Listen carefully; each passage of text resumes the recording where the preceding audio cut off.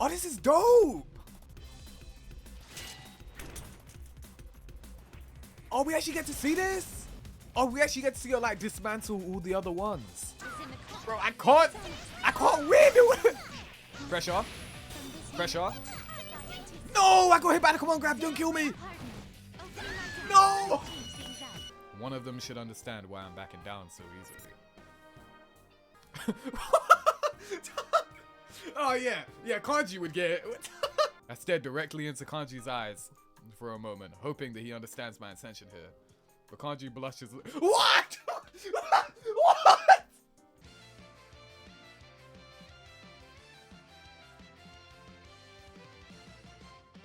Okay, so hopefully you guys are doing okay. Ladies and gentlemen, this is the end of Persona 4 Arena. Make sure you come to the Twitch streams of 030AXT for live and early unedited videos and all that. Only the beginning and the end of Arena are going to be on YouTube. But if you want to see like the middle bit or whatever, like the whole thing unedited, you can go to the Switch and watch it. We should move on to the Ultimax story where the red-haired guy is going to be. I'm really, you know, I'm actually more curious about the red hair guy than I am for Labrys, if I'm being real. Which is weird because Labrys is the main focus right now, but you know. They keep edging us with the arena story because we all keep reaching the same point. The same singularity point, as I like to call it. Labrys gets the reveal that she is an anti-shadow suppression weapon, tweaks out, and then we all end there. It's really annoying. It's cool. But it's like, bro, I just want to see what happens. So finally, we're going to get to understand the deal with Labrys. I assume this means we're actually going to play as Labrys too. And yeah, man, I'm actually really interested. Chat did say that I'm going to like this character a lot. I'm walking here. Initial boot successful. Timestamped 4/20/1999 at 10:16. Okay. The boot process was successful. Oh, was it? This happens every time, but I'm never sure what to say to them first. You mean like a greeting? There's no need for that. They're just machines. Wow, really? Two humans within visual range, both male, searching for voice print and visual matches. Personnel identified as research staff, not But hostile things like that targets. might affect the performance of these models. Narukami. Bro, they got this actor working overtime, bro. Can you let the poor man, like, relax? Like, hey, can you... I just imagine him leaving the booth, like, right, cool, I'm done, right? Hey, come here real quick. I can't lie, we're kind of short on staff. Can you, just read one more? No, I'm not doing that, bro. Come on, allow it, bro. Come on. You're already here, bro. Come on, just do it, bro. No, I'm not doing no more, man. You kept me here for hours. Bro, come on, bro. Why you being extra? You know you're getting paid, bro. Just read the line, man. You know we're asking you because you're talented, bro. Just read it. Bro, I'm tired. I'm trying to go home, bro. I've been here all day. Bro, but come on, bro. We need the games to come out, bro. I can't be asked to keep, like, scouting, man, for the job, bro. Come on, you're here. Just come on, man. Please, bro. Do it for, like, $5 more, dog. Please. He's like, bro, fine. All right, cool. One more. Yeah, one more. I think. Hey, man. Alright. Because they have a mind? Their emotions and things are completely faked. It's no different than an AI. It can't possibly be that sensitive. Wow. Bro, they treating her so racist. Scanning for keywords in conversation, running logical analysis. They asked as racist. Cross-referencing with related data.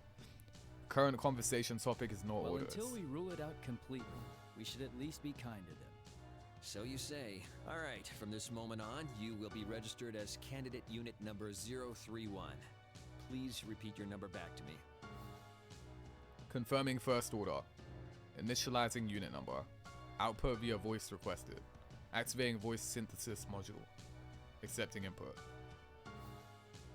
Unit number 031. Hmm? Did its pronunciation sound a little odd to you? Wait. Her voice is canon. Well, that sounds so dumb to say out loud. I mean, like the accent. Well, you know what? It does make sense because you guys said the New York accent is them adapting like an accent in the Japanese. So no matter what, she has one. Okay, I understand. Okay, yeah. It's cool that they brought it up, though. If you think Narukami's VA has ever worked in Persona, you should see Yosuke's VA in Fallout. Hey, man. Come on, just one more, bro. Just one more line. Right, fine. Alright, cool. One more line. You know what I mean? That's how they get them. Zero, do the accent in our monologues. That's going to get really annoying and tiring for me. You're worrying too much. Let's hurry up and haul it out. Receiving action planned through console. Combat test against others of same unit. Test commencing immediately after entering shock-resistant chamber within the lab. Frame stored within cage for transport. Beginning transport. Ah, so this is the one. I've been waiting to see it in action. Transport complete. Cage reopened. New human found. Searching for voice print and visual matches. Personnel also identified as research staff. Female. Cutting connection to outside data supply. Connection offline. Commencing cable disconnection.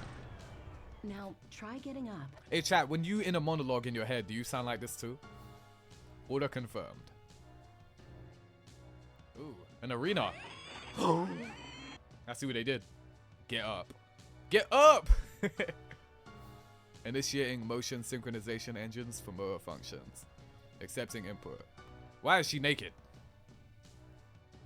Safety limiter is active. Balance control gyro is functional. Overall movement systems functional. This model's loaded with a nearly pure form of that crystal. I can't wait to see what kind of results it gets. Also, this song is a Nick's battle cutscene theme. PSN giving out 5 days of extra PS Plus is kind of lame. Yeah, I saw that, bro. That's worthless to me. Unit number 031, can you hear me? Confirm your surroundings. Tell us any abnormalities you're feeling in your sensors or any other functions. Beginning simple self-diagnostic. Temperature, humidity, pressure, air composition, lumens, sound all within normal levels. Visual data within expected color spectrum. All systems function. The readouts seem fine. Monitoring system is fully operational. Okay, we're gonna test your performance inside the battle chamber now. When you hear the buzzer, consider everything that moves an enemy and eliminate them. Order confirmed. Awaiting the signals to begin the test. Exit confirmed to be sealed. Room shape approximately cylindrical. Height approximately 11 meters. Area approximately 154 square meters. High energy light source found on outer wall. Assumed to be fire resistant and bulletproof. Sorry to do this just after you've woken up, but it'll be good to put you through your paces. Release of facing hash detected. Mobile objects intruding its chamber. 7 objects in total. Scanning for visual matches. Analysis non-human. Confirmed as same model units of humanoid weapons. Hostile markers confirmed. Classifying as hostile units. Releasing safety limiters. Combat limiters now set at 70%. Exits confirmed resealed. Test commencement signal received. Targets hostile humanoid weapons. Commencing battle. Oh. Oh yeah, that was danger zone, huh? Oh, we just reacted to that. Ooh. Oh, this is cool. Ooh. Oh, this is dope. Oh, we actually get to see this? Oh, we actually get to see her like dismantle all the other ones. Whoa, that one kind of looked like Aigis. Wait, what? Oh, this is dope. I didn't expect them to actually animate this. Cool. Oh, Android 16? Rocket Punch? What? Oh, that was sick. I ain't gonna lie. That was dope. What?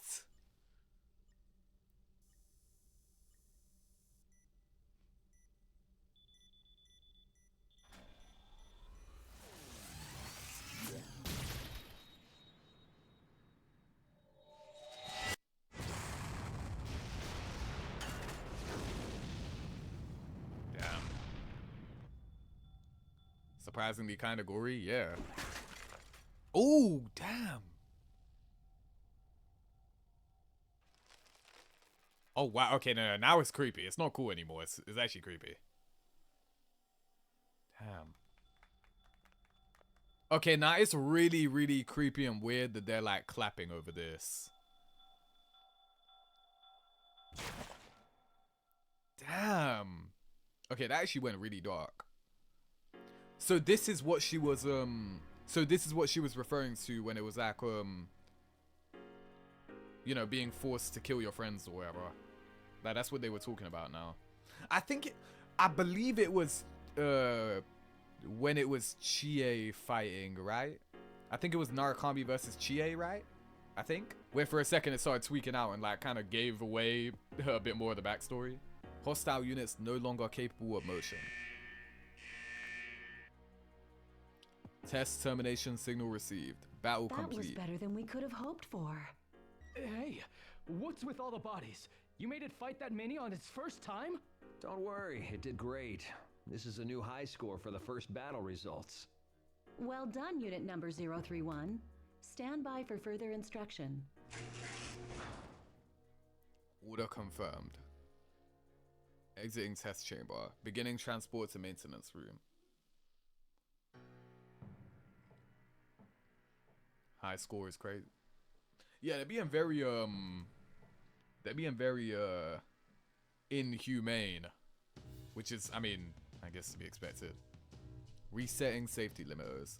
Taking seat in maintenance chair. We're done testing, but there's still one thing left to do today. I'm going to temporarily shut down your optics. Can you close your eyes? Order confirmed. Shuttering optic inputs. Connecting cables. Online confirmed. Switching a portion of data supply to outside source. We're going to transfer the data from the destroyed units into your memory. Run a diagnostic check while we're doing it and report any malfunctions. Understood? Order confirmed. Readying self-diagnostic. Initiating data transfer. Initiating personality module link. Initiating diagnostic of transfer data and sorting procedures. Section 001, close combat control data. Will investigate improvement of tactical patterns through synthesis and the acquisition of data. Dividing its categories for sorting. Section 002, evasive action control data. Will investigate improvement of tactical patterns through synthesis and acquisition of data. Dividing its categories for sorting. Section 003, non-battle data. Error excluding. Sector 004, non-battle data. Error excluding. Sector 005, battle-related data. What could these be? Momentary disruption of data from visual information stream. A room that is not this place. Outdoor scenery thought to be at night. Scenes of multiple units of the same type gathering outside of the battle chamber. Could these be memories? Visual memories? They are obviously unrelated to the mission. Why have apparently purposeless memories been preserved for this long? 20 to 40% of the informational data extracted from all 7 units to confirm to be such information. Incomprehensible. Anything to report? Cables disconnected. Time elapsed during data transfer approximately 5 minutes. Reopening optic inputs. Calibrating servos. Alright then, unit number 031, give us a simple report of today's battle results. Order confirmed. Delivering oral report of test results. This was the first test battle against others of my model. 7 units destroyed. Below 15% damage sustained. Don't seem to be any problems. Was that? Unusual expression detected from research staff. Facial recognition library indicates surprise. Did I say something funny?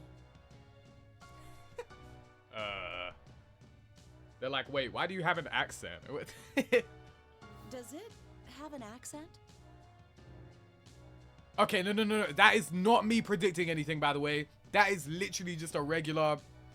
Bro, they were obviously going to say that. No, we're not doing this again. No. They were obviously going to say that. Come on. They were going to say that. No, that's not a part.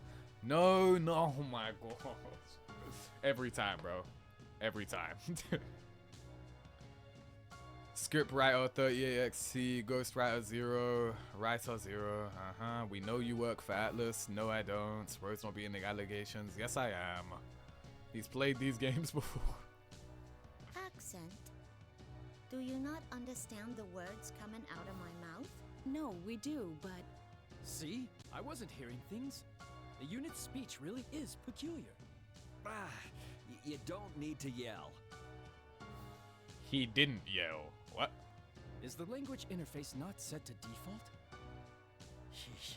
If we'd known this, we would have reset it in advance. Bro, just keep the accent, man. It's cool. It's different. Base's personality might be coming out. I wouldn't be surprised if some of the volunteers were from the Kansai area. but it just woke up. Would it be exhibiting such distinct mannerisms this early? It may be the effect of an enlarged plume of dusk, the basis of their mind.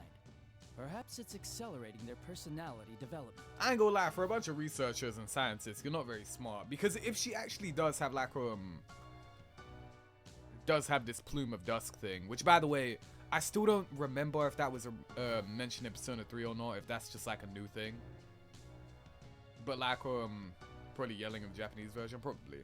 But my thing is, right, if you know that she's gonna develop a personality and all that, like the whole making her kill of her same species pretty much, like, is that not a little dangerous? You know what I mean? Is that not like a little bit of a gray area? You know what I mean? Like, that doesn't really sound that smart to do. And obviously with hindsight now we know it definitely wasn't, but you know, like, wouldn't you think of that? Like, plumes of dust are Nyx's feathers. They're not in what? Wait, the plumes of dusk are Nyx's feathers. That sounds like a big deal. That sounds like a huge deal.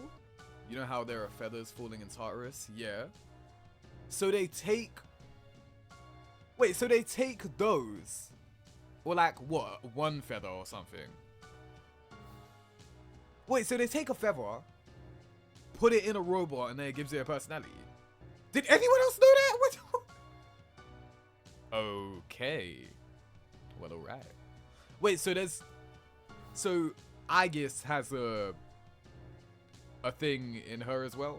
Exchange of opinions taking place on unexplained aberrance of speech pattern. Hypothesis offered that language interface settings fall outside expected results. Review of recent conversation does reveal certain discrepancies. Internal monologue is within expected patterns, but oral output introduces anomalies. Anomalies not affecting meaning, no impediments to communication predicted. But I don't want to waste this feedback data. Those are the best results we've ever seen. Aigis' feathers are overlapped on top of one another in the shape of a butterfly. That's why Audio Mode gives her butterfly wings. That's dope. Where does this stuff come from? Because that's dope as hell. That's really cool. Leave it. It'll be fine. It can understand us anyway. This is just one of those things that makes science interesting. There you go again. This unit is going to be communicating with the others. What if this effect spreads? Why do you hate the idea of an accent, bro? Not only that, but because this is an anomaly, it doesn't seem to have a 100% accurate accent either. But if it has a personality, that might speed up the development of its mind. Yeah, she's right. I love how like her having an accent is like intrinsically tied and important to her character, bro. It makes sense though, you know what I mean? It's actually quite cool. It just makes the character more interesting, I guess, and it provides more individuality. Voice pattern consistent with research You are stuff. a weapon created to fight against unique enemies. Therefore, your combat performance is prioritized over all else. But in order for you to use a particular ability, you've been given a certain amount of awareness. That particular ability is obviously Persona, right? Yeah. And that makes your performance difficult to quantify. So we've been pitting test units against each other as a selective growth process. It's all in the service of achieving higher performance. And we don't want to waste any plumes of dusk. Accessing archives. Search term Plume of Dusk. One match found. A crystalline substance at the core of personality modules. Its name derives from its thin, plate-like shape resembling a shed bird's feather. Oh, there you go. Okay. In addition to its circuit-like structure, it has an unnatural vital reaction in response to external stimuli. Similar to a living thing, yet different. It's thought to exist in a state between mind and matter, mass and information. The details are unknown. There are 12 other subheadings classified under level 7 clearance. Access denied. Matter interpreted as the core of personality But modules. regardless of your ego, there is one rule you must abide by. You might as well think of it as an order. The only order is to destroy everything we identify as enemies and to emerge victorious. Though your ego will give you some flexibility when planning tactics, there's no need to think about extraneous side issues. Use everything you have to win a fight. That's all you need to concentrate on. Order confirmed. Understood. Destroy identified enemies and emerge victorious. A clear order. It is consistent with the role of a weapon. No abnormalities. Everything is clear. Very, very interesting. Underwent maintenance on the chair after the test battle. Post-reboot diagnostics showed status normal. The time was 7. Research staff set new activity cycle. All units will exit standby mode at 9. Outdoor area reached. The light level is limited due to time of day, many trees still visible in the environment. It's almost entirely consistent with known data from the off-limits area. The ground is different from the laboratory's artificial flooring, the soil exposed. The various natural plants are here. A certain amount of time must be spent here. The intention may be to heighten basic response capabilities in the natural world. Others of the same unit can be seen stepping into the central area, reassessing the surroundings on various spectra. Unlike the combat test, no hostile unit markers detected. Hypothetical, in combat under current conditions, what tactics would be effective? I reassess the surroundings as a combat environment. I assign value to various geographical features. I survey the topography on the outskirts of the environment. I detect unusual movement in one unit. Other units are also surveying the environment, but the unit is crouched while holding something with its right arm. I do not deem this unit's unusual action to be a threat. I approach it in order to make inquiries.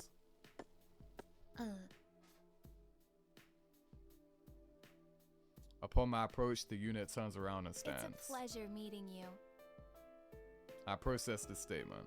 Its conversational gambit is unexpected. I find no prepared response to my Labrys. You mean like how this is our first encounter?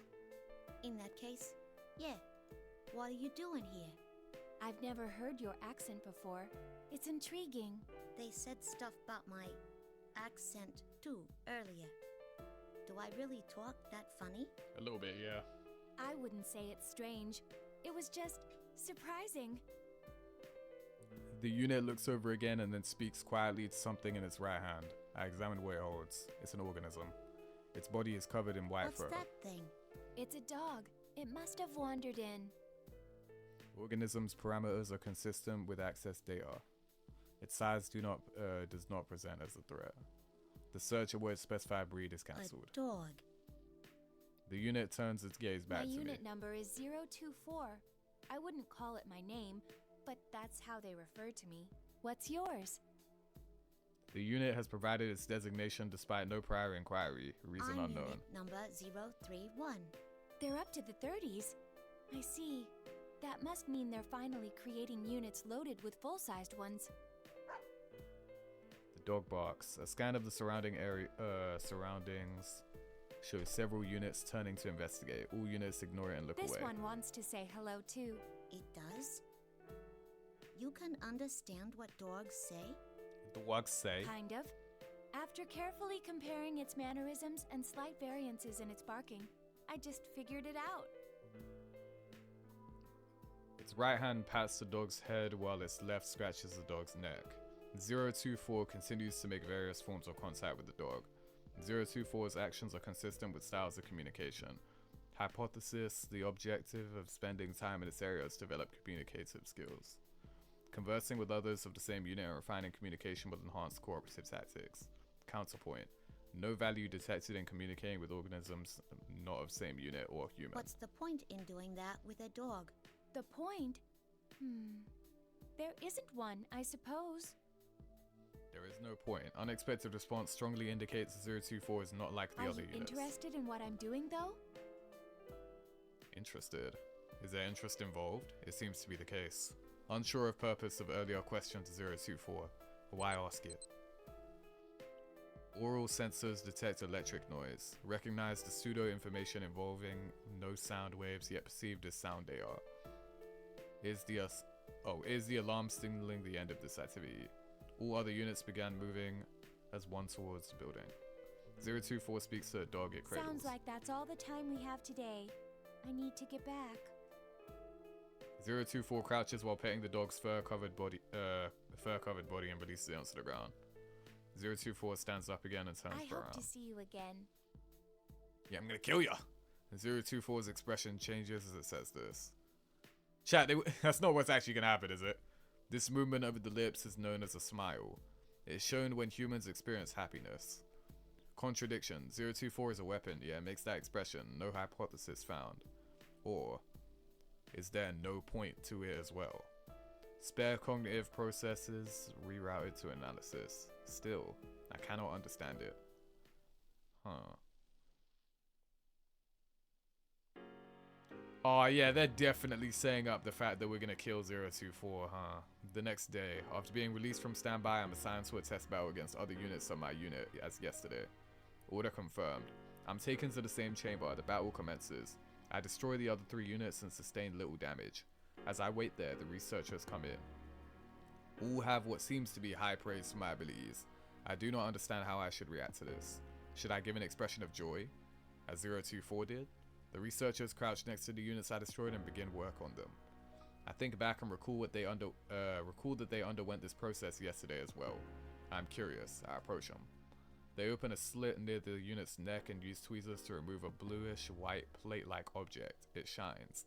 They put the object into a petri dish. That distinct shine, neither strong nor weak, is like. No similarities found. I'm sure it's similar to something, but I cannot access the relevant memory. What, plume of dust, I assume? Well, let's get right to the feedback on today's battle. As I sit in the maintenance chair, they connect a cable to me. The cable terminates at the midsection of a large device where petri dishes from earlier are placed. There are a total of 3. Each contains a bluish white plate-like object. What's that? This is a plume of dusk. Each of the units you destroyed had one inside them. These are much smaller than the one installed in you, though. Oh, we actually get to see it. I know what this is. This is a plume of dust installed in me, too. This unknown substance forms the core of my personality module. I was aware of its existence, but this is my first time seeing it. These are the 3 personality cores of the units I destroyed. They contain not only combat data, but memories and experiences. My second night of spending time in the outdoor area came. It started approximately 30 minutes later than yesterday, but there was very little variance in weather and temperature. The difference is trivial. The night sky has the same soft brightness. The wind and the trees are no different. Without understanding why, I initiate a data search regarding the tree that catches my eye. I learned that this tree varies slightly from specimens of its kind found in natural forests. Though this topography seems natural, it may be cultivated and managed by the facility. I decide to traverse the outskirts as I did yesterday. It's not long before a familiar unit comes into view. There's no need to run a scan for visual matches. Was 024? 024's left side is turned towards me. It is sitting on a large rock. When I approach, 024 notices me and turns around. Are you looking for something? 024 initiates conversation. Who, me? I just wondered if you were looking for me.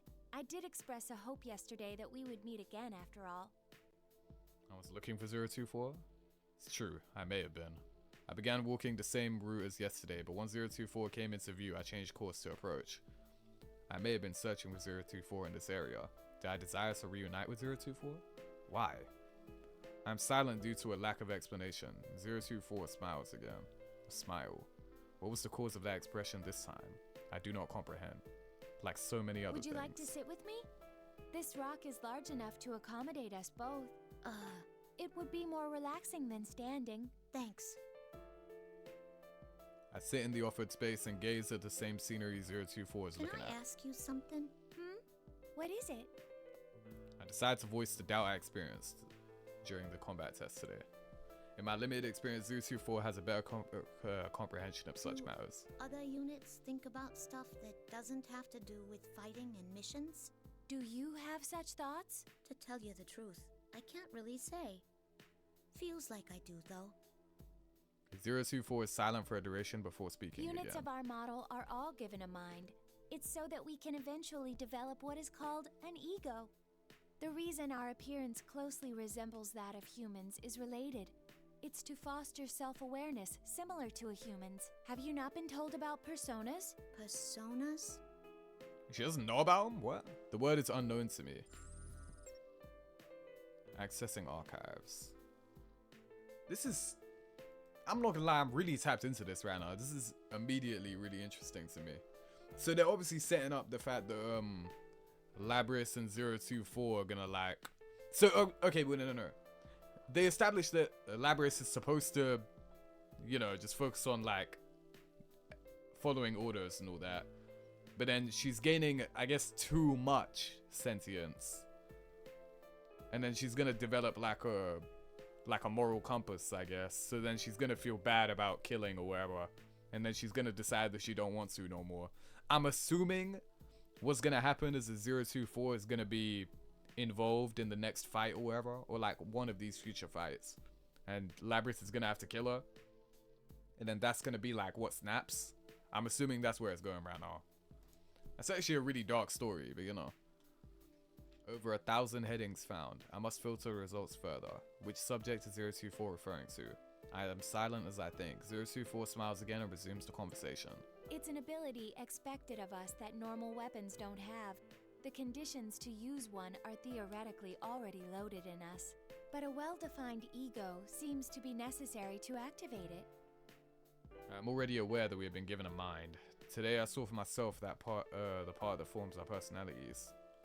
Is its activation triggered by a development of communicative skills? I still do not have a good grasp on it, though. As 024 continues That's why to speak. I'm sure there are others with thoughts that do not pertain to missions. That would seem to be the case. Maybe those I've fought up till now. 024 trains his And gaze on me. How does that make you feel? The opponents you destroyed may have thought similar things to what you just did. Do I feel things? I cannot say for sure. I'm unable to respond to the question. 024's expression changes again. The expression could be classified as a smile, but it's subtly different from the ones that I've catalogued I've experienced before. Mixed with the joy and gladness of previous smiles, this one contains a slight hint of sorrow. It's okay. You don't need to come up with an answer right now. It actually may be better to forget it. After all, tomorrow we may find ourselves ordered to destroy each other.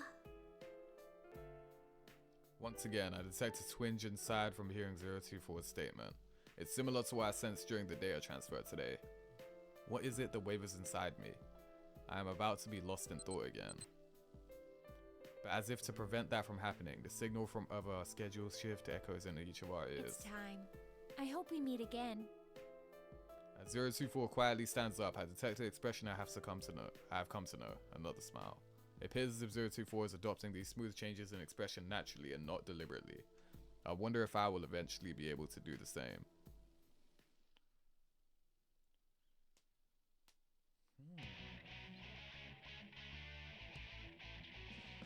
This is really... Okay, nah, it's getting good, bro. It's getting good.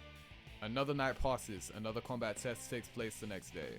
Just as scheduled, I face units flagged as enemies within the test chamber. I am overwhelmed with a strange sensation. The way that my opponents are expressionless now seems strange to me. There is no intent or cognition evident in their faces. They wear no expressions. They are blank. There's nothing wrong with them. That would be my normal assessment, but I recall 024's image. The blankness of these faces and 024's expressionless face are different somehow. Even when 024 had no particular expression, it was not this blank. Not every portion of that face was neutral. Further analysis shows that the same is true for humans. The researchers are never completely mechanical and expressionless. I look at the hostile flagged units again. They are the same unit type as me. They were given a mind and may potentially develop an ego later. I recall 024's statement again. Do you feel something when you destroy an opponent that may be thinking the same things as you? I am on the verge of entering a long train of thought when the enemy moves. I shake off my doubts to focus on the battle. I study the opponent's movements. I formulate the most efficient method of damaging it. I execute the method, over and over. The array of actions I have to select from my flexibility in linking them will decide the outcome. Having already received the 10 units worth of downloaded data, I'm likely second to none regarding the scope of possibilities in this respect. At times, I can even anticipate their next action. Since my opponents are the same unit type as me, their tactics are determined using the same thought process as mine. That's right, they think the same things as me. Eventually, after approximately 4 minutes pass, all opponents are silenced. I successfully executed my mission.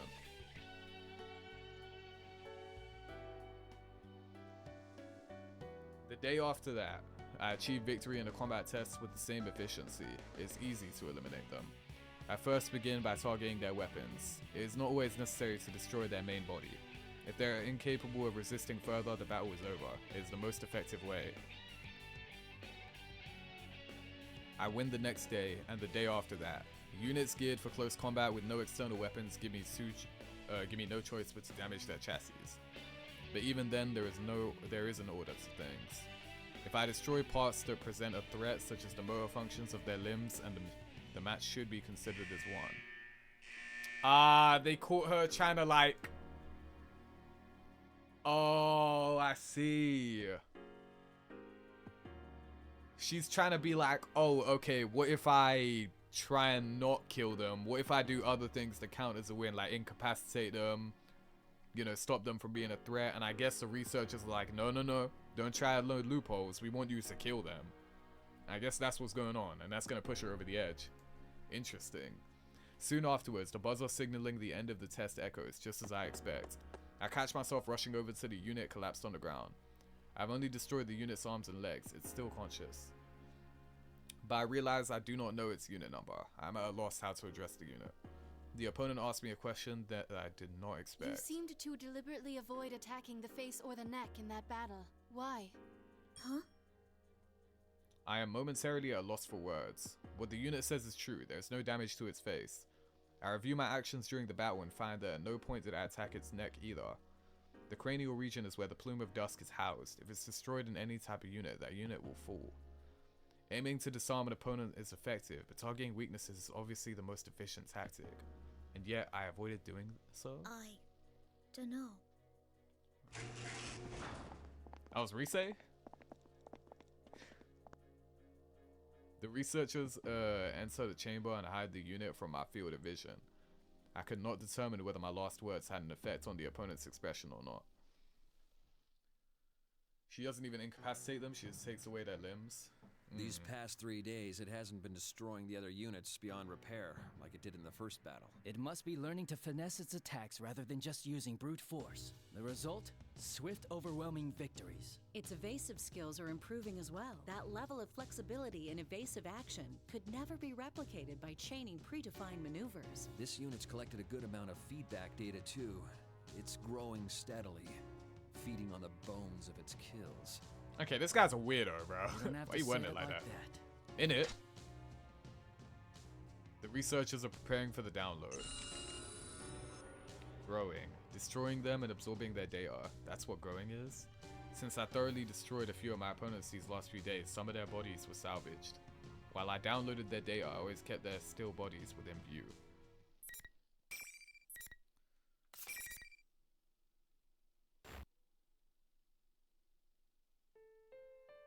Bro, they're really setting up the fact that we're gonna have to... Oh, that she's gonna kill 024, bro. You know, I wonder where the name Labrys comes from. I wonder. We'll probably learn that too, actually. That researcher feels a certain something from all this death. Yeah, like... Nah, he's a weird youth, bro. He's a weird one. Just as the combat tests are repeated, my actions outside each fight are repeated as well. Each night, sorry. I become aware that I'm seeking out 024 of my own will, lady. When I attempt to communicate with other units, most often they cannot understand the meaning of my questions. This prevents us from conversing. But that may not be the only reason. I want to converse with 024. I've begun to desire it. When I go to see 024, the white dog I saw on the first day we met appears from somewhere. This one seems to have been raised as a pet somewhere far away from here. But one day, it was brought to the forest near here, and its owner suddenly disappeared. It seems unlikely the 024 obtained such a detailed history of a stray animal from the research staff. Was all this information obtained by communicating directly with the animal? From a dog that does not speak human language. Its name is apparently Snowy. At least that's the name it responds to the most. I thought it was a dog. Oh, well, the name of this animal is a dog. But how do I put this? Snowy is what this specific dog is called. Snowy. Huh. I don't know why. This just reminded me of the fact that like Aigis is able to talk to like understand dogs. Well, actually no, I swear she stopped being able to, right? Or something like that. I think so. Snowy barks once, as if comprehending It's its white, name. like snow. Easy to remember. When I reach out my hand, Snowy rubs its nose against it without being frightened. The way it presses at my fingers feels as if it's showing pride in its name. I do not know the tactical advantage that communicating with animals offers to a weapon, but I feel that there is value in spending time with it. I decide to spend my outdoor activity time that day following Snowy around with 024. She can still do it? Is outdoor activity time on the next night. When I arrive in the outdoor area, I'm listening to a certain sound. I hear this sound intermittently every 4 to 7 seconds. I had wondered about the unknown ambient sound since the first day, but I determined that it wasn't a threat and focused my consciousness on other things. Tonight, I increased my microphone sensitivity to maximum and concentrate on that sound. It's similar to something familiar. I scan my memories until I realize what it is. It's the sound of water.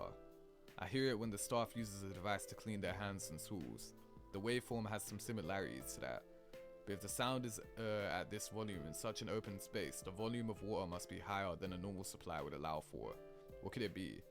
I contemplate asking 024. It's clear that 024 knows much more than I do. I begin walking in search of 024. Where could 024 be?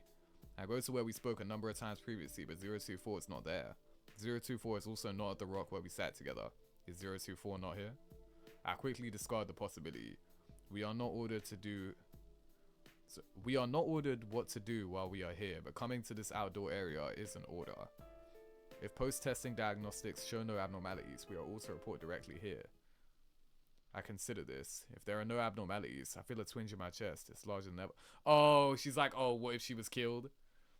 024 will be here if there are no abnormalities. But what if there were such abnormalities? What if 024 was damaged during the combat tests? And sustaining damage is not necessarily the extent of the problem. Could it be? I realize that my arms are trembling slightly. It's not a conscious movement. I cannot make it stop. It is possible that perhaps 024 lost in a combat test and was destroyed. In these circumstances, it would be expected for such a day to come. What if 024? What if she never came here again? Oh, this is where you went. You weren't at the usual spot, so I was looking for you. Bro, they are setting this up so sad, bro. Oh my gosh.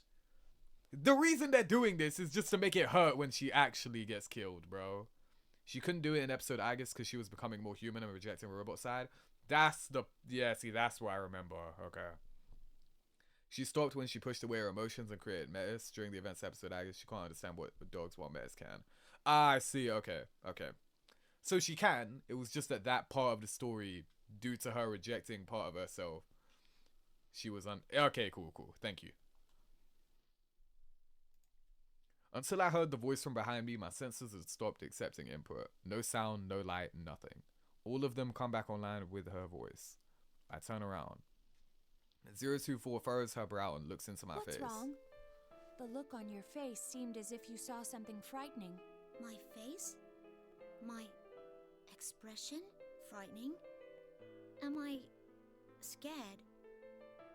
Why'd she sound British when she said scared?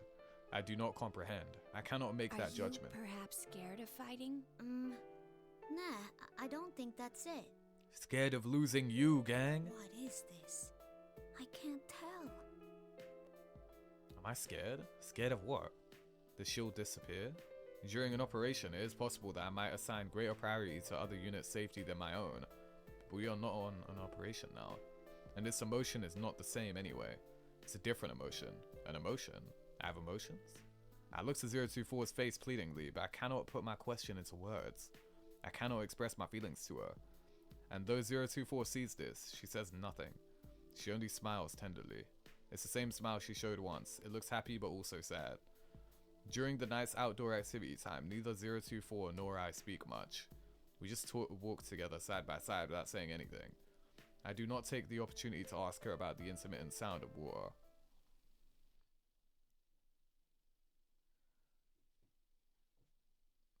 Nice, so NYC. Notice how she's slowly starting to lose her robotic monotone voice? Yeah. It's the next day. I detect some sort of weight in my chest. I'm aware that there's no physical weight there. It's most likely a psychological phenomenon. I perform a vocabulary search. The idiom of being heavy-hearted applies best. I cannot help but find it amusing. It's a very apt phrase. But what is causing this heavy-heartedness? That I may not be able to see 024 someday? That may be it. But I do not think that is all.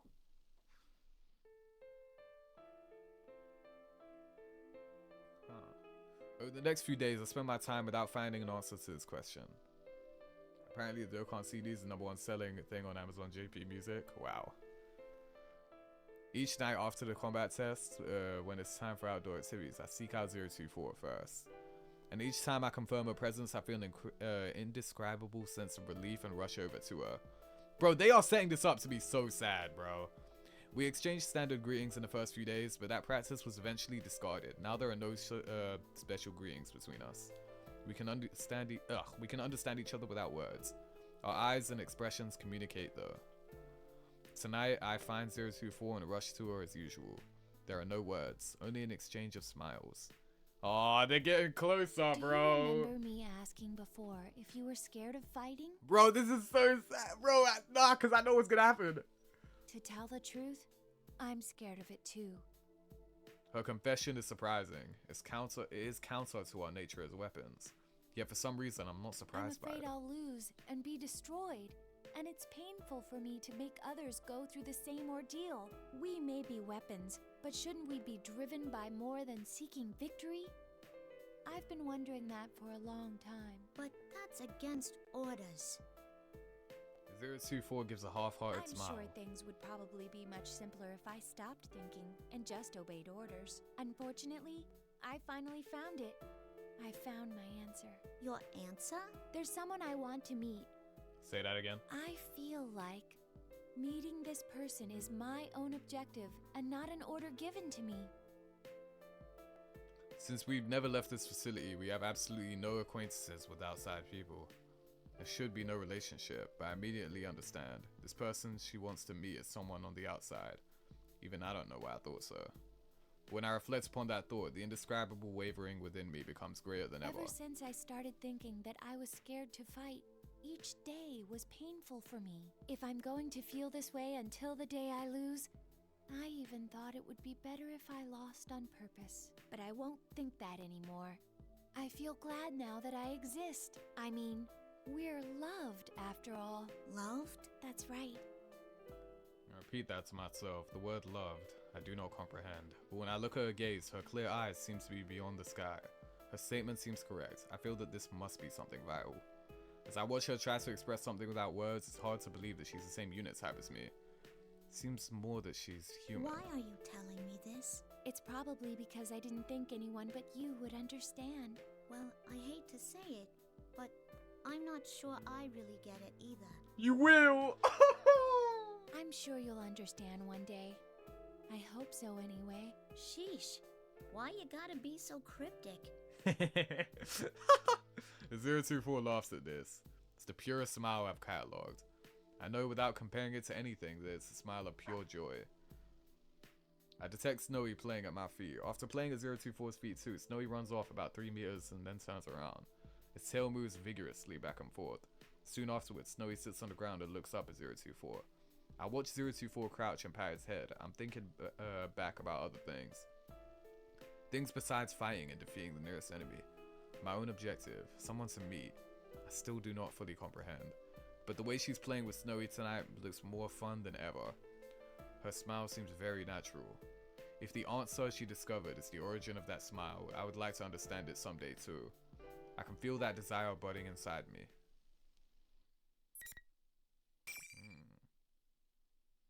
The dog better not die. Zero as a Brit, who do you got in the Super Bowl today? Who's playing? Said, fuck the Super Bowl, Wilton Cinema. Once again, I participate in a combat test. Once again, I claim victory without destroying my opponent. I target only her weapons and limbs. I elect not to employ the tactic of targeting the weakness in their cranial regions.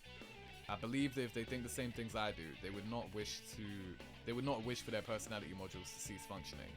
Though even if I do not destroy them, the research staff will remove their plumes of dust either way, their functions will be suspended. My actions are difficult to justify, but I feel that suspension through destruction is not a suitable end for them. That's why I think when I rationalize it by applying the criteria to myself. I do not think anyone would want their consciousness to be terminated by those like them. I find myself more conscious of the damage I sustain and my efficiency in combat than ever. Depending on my results, I may eventually be ordered to destroy them. So to prevent that from happening, I must continue fielding favorable results. It becomes easy to continue fighting with that objective in mind. That is becoming my new objective. I'm theoretically being tested on destroying my opponents, but I've begun fighting so that they will not be destroyed. Paradoxically, this has caused my results to improve. Could this be considered going against orders? My strike shatters the servos in the opponent's pivot leg. She falls to the ground, unable to stay upright. Her weapon has already been destroyed. She should be incapable of resisting now, but the buzzers signaling the end of the test do not sound. As I wonder why, I hear a grating metallic sound from the opponent. She leaps onto me with her one good arm What's and the leg. matter, number 031? Hurry up and terminate the target. I do not know what to do. My opponent is acting contrary to her own safety.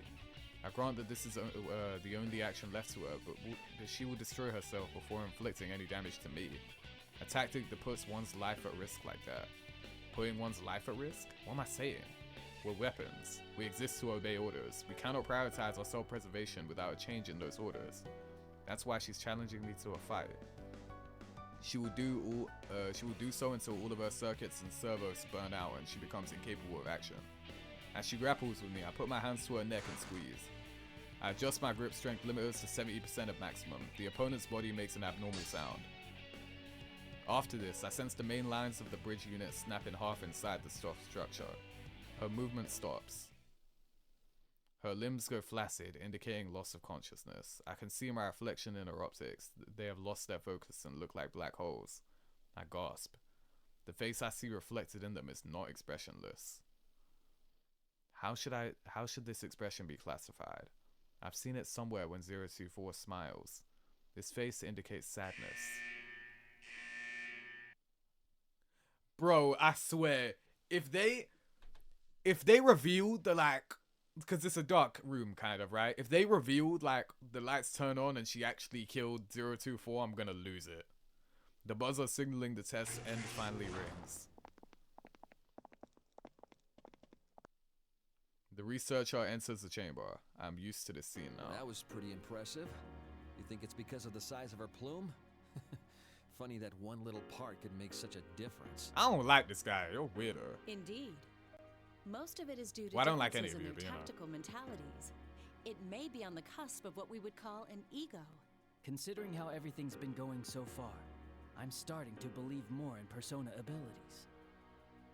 One little part. It is true that the plume of dusk installed in me is comparatively the largest among units of my type. But does this part determine everything about us? 024's smile seems much more human than mine. I find myself opening my mouth to speak. But I realize that the statement I am about to deliver is a protest. I'm quick to abort. Was I about to deny the staff's authority? They speak to me. My confusion seems to have gone unnoticed. Well done, unit number 031. That was an impressive display of destruction. Plus, you cleanly severed its transmitter, leaving the plume of dusk unharmed. That's certainly ending things on a high note. Ending things on a high note? An act of destruction is a high note? The researchers look at each other while holding the petri dish with the bluish-white plate-like object. One of them says this is the one. All right, number 031. As of today, the test battles are finished. Huh? It's over? I cannot help questioning the unexpected All the statement. results indicate that you have This the is very Naoto's highest dungeon? performance out of all the units of your model. I'd say we can go ahead and earmark unit number 031 to be the base for developing the 5th generation. The base. It means that you're the winner.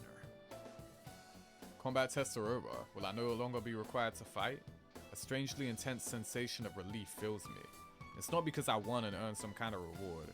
If the tests have ended, those of my unit type that are not yet destroyed can escape that fate. Interesting. It seems that I was reluctant to destroy them after all. My priorities have become inverted. Yet I'm so happy that I smile. The researchers notice this expression as well and smile back. We're going to begin the usual review of the feedback. So come over here.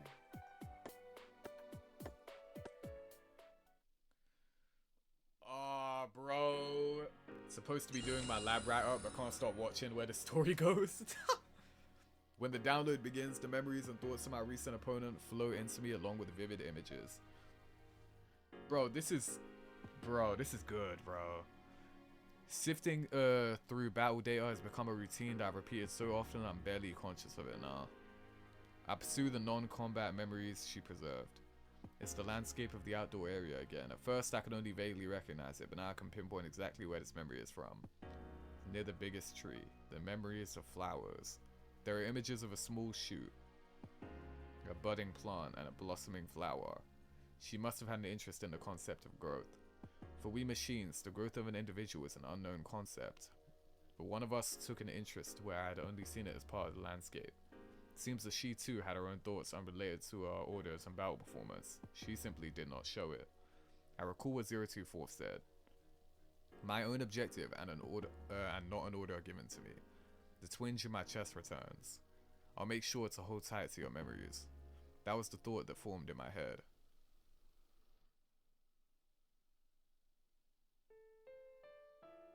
It's really crazy that she's like carrying the thoughts and feelings of everyone she killed. Like that's some deep shit, bro. Once again, it's time to spend time outdoors. I quickly meet up with 024. It seems that she was looking for me as well. Can I talk to you for a while? The lab boys told me today that they were putting the kibosh on the test battles. I see. It's over then. Look, I've been thinking. If they end up tossing us out soon because of that, I want to go with you to go see that person you were talking about. The one you wanted to meet. I might even put in a formal request about it to the lab boys. 024 takes my right hand. But I can determine her intent. Before I can determine her intent, she pulls a cable from her wrist and connects it to a port in my own. She looks at my face in silence. Thinking that she wants to confirm that the tests are in fact over, I nod. But the data of the transfers is from her to me. The packets that flow through the cable from a single very small archive file. If you are still safe when everything is over, open this file. 024 removes the cable but keeps hold of my hand. What do you mean, when everything is over? How come I can't look at it now? If I had to answer, I would say because it wouldn't be fair. Fair? What? She smiles and does not answer. Is that same unsure expression. It's a smile, but there's sadness in it. It would be wonderful if I could go with you to see her. Her? So this person you're looking forward to meeting is a girl? But it's strange. Even though my wish may not come true, I still feel satisfied for some reason. How bizarre. It's a fervent wish of mine too. She looks towards the sky and smiles faintly. This time it contains more than sadness. There are too many emotions for me to pass, all reflected in that one expression. I believe in you. I can tell you this because I trust you. Maybe that's why I feel so at peace. Huh? Maybe this is what it is to feel alive. Alive. It happened again. I do not comprehend the meaning of the word, yet I feel a twinge inside. I look at the sky in an attempt to follow her gaze. There's nothing there to hint at her meaning, but I still wanted to get closer to her. She wishes for me to understand. I want her to, oh my gosh, I want to grant her wish. From then on, we spend our time looking up at the sky in silence. Bro, this is good, bro. This is good. Eventually, the signal that time is up reaches our ears. That's when I noticed that the moon has appeared from behind the laboratory buildings. I see. I thought that the light emanating from the plume of dust reminded me of something. I now know what it is. It's very similar to the light of the moon in the night sky.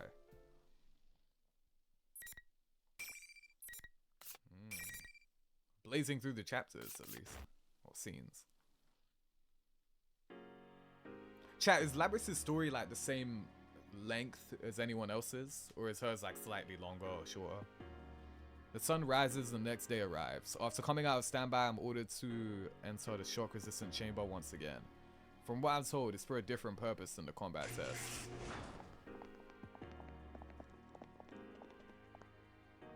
Soon afterwards, the 3 researchers who supervise the feedback downloads appear. Sounds like it's decided. We'll discontinue use of the name Unit Number 031. Ah, this is where they give her a name. Generation 5 Labrys will be this unit's new name. Labrys. That's your name. The official one's much longer. Generation 5 Anti-Shadow... 5th generation anti-shadow suppression weapon Labrys. How hard is that to remember? Labrys. This designation by a name that is not a number. I never questioned being called 031 until now. Nothing about it seemed awkward. But I wonder why. I'm happy now to have acquired a name. Even if my designation changes, it will not have a concrete effect on my abilities. But by discarding my number for a name, I feel as if I'm no longer one of a series with minute variations. I am a discrete individual. That may be why. I find myself smiling as a result. From now on, the battles you fight will not be to test your performance. They'll be geared toward drawing out a persona. First, you will fight all the remaining units of your model type. Your objective is to destroy them. Every last one. Huh? What? I'm perplexed to the disconnection between their tone of voice and the specifics of the order. Fight against all remaining units of my model type? Destroy every last The one fear of them. impulse and self-preservation instinct seem to be the key to activating a persona. This is the most effective method of inducing extreme mental stress. Bro, you literally just told her that it's over. Stress? Come on, you don't have to go this far. Huh? Well, that's a first. None of them have ever protested like that. Well, at least that's a sign that its ego is developing. You told me it was over. I thought I wouldn't have to do these things anymore. You.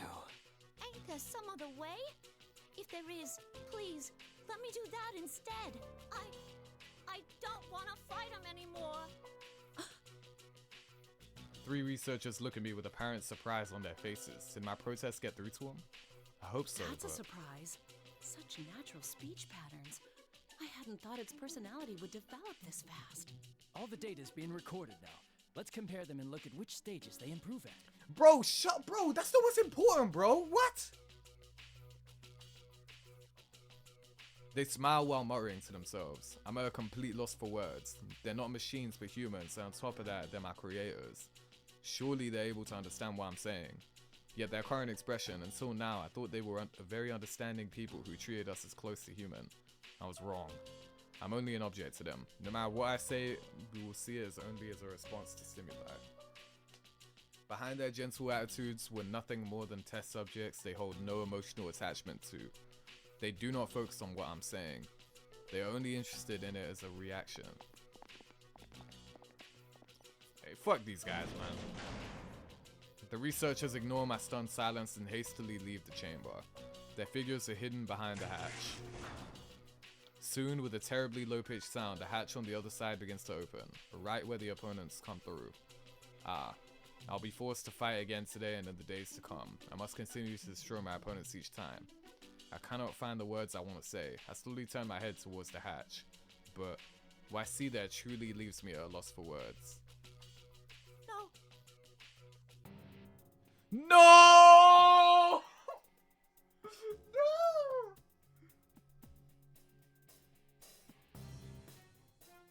No! Oh my day. Nah, I knew it, bro. It's not about being surprising. Because this is not surprising. It's about setting it up so that it hurts, bro. This reminds me of like, you know Spider-Man PS4? When it's like, alright, cool, you know Octavius is gonna become Doc Ock, right? Like, you know that.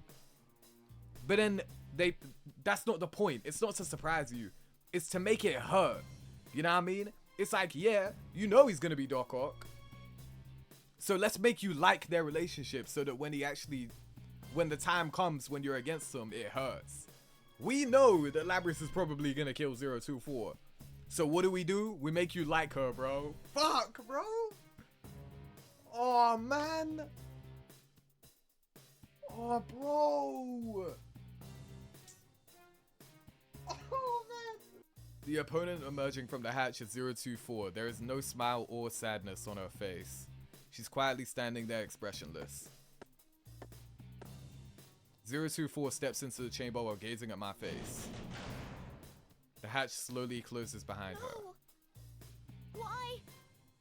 Even I do not know who the question is addressed to. Why is she here? Because she was ordered. Do I have to fight her now? It's not quite sinking in yet, but in a sharp tone I've never heard from her before, she tells me what I must do. Draw your weapon. I can't. If you don't fight, you'll lose.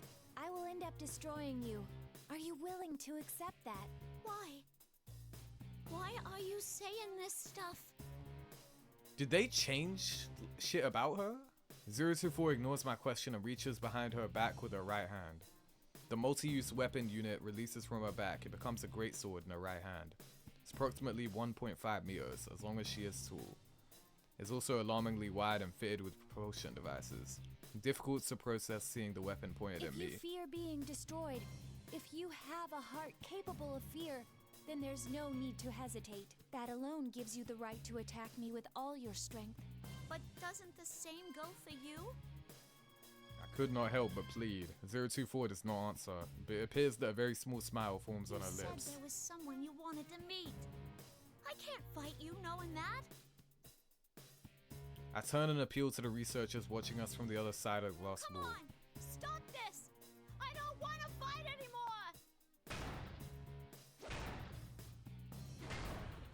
I press against the transparent wall and continuously strike it with my fist. Though my safety limiters are disabled, it must be coated with something. I cannot even scratch it. The researchers standing on the other side are completely expressionless, as if they are machines themselves. I beg and plead, but they do not respond. If only there wasn't this clear glass wall between us. So frustrated. Why? I then hear 024 speak up weakly behind me. Only one of us can exit this chamber. Huh? They never told you, since you were strong enough, that battles never lasted very long. But that's the rule of this place. The only time the door leading beyond that transparent wall opens is when one of us is considered unable to fight. From the start, this whole setup never took our feelings into account. I can say nothing. I can see from her words what atrocious battles were forced upon her. But talking like this is a waste of time. I can see I won't spur you into fighting with just words alone. Shit. As soon as she finishes, 024 leaps into the air, swinging her sword at me. I quickly jump back and barely dodge the attack. Her sword slashes the space where I had been at a speed that could have killed me. The tip grazes the chamber floor. Red sparks fly. She's serious. It finally sinks in. I jump away to put distance between us. I don't intend to meekly accept my destruction. I have my own goal after all. Now, fight me. I have no choice but to fight, but a thought crosses my mind. In terms of basic combat strength, mine's probably higher. Using my usual tactics, I should be able to destroy her weapon and disable enough of her servos to prevent her from attacking. 024's ego is without a doubt more highly developed than mine. It must be a value to the researchers. If I can render her incapable of acting, I may be able to avoid destroying her when she's down. I decide to bet on that possibility. I shift my priorities and fight back with all my strength. I cannot do this empty-handed. I remove my own multifunction weapon from my back and shape it into a battle axe. It pains me to do this, but it's the only way. I repel 024's persistent sword tracks and go for a counterattack. I aim for the greatsword's clasp with my battle axe. After a number of hits, it shatters. My next target is a transmission system for her shoulder and knee joints. Bro, why is this gotta happen, bro? In terms of output and movement itself, I detect various differences between us. Amongst those of my unit type, I awakened latest. Compared to 024, not only my personality module, but my limbs as well have been upgraded to the latest versions. It's only a matter of time. 024 loses virtually all offensive capabilities and falls to the floor. As I planned, 024 is mostly undamaged apart from her weapon and motor functions. I immediately turned towards the researchers behind their invisible wall and raised my voice. Isn't this enough? She had that ego thing way before me. Destroying her won't do anyone any good. Come on. Have a heart. A robot is telling you that, by the way. But hearing this, the researchers only laugh. Their faces are as joyous as when they see results that surpass their expectations. Why? What in this situation could cause such joy? 024's body collapsed on the floor, suddenly begins to convulse.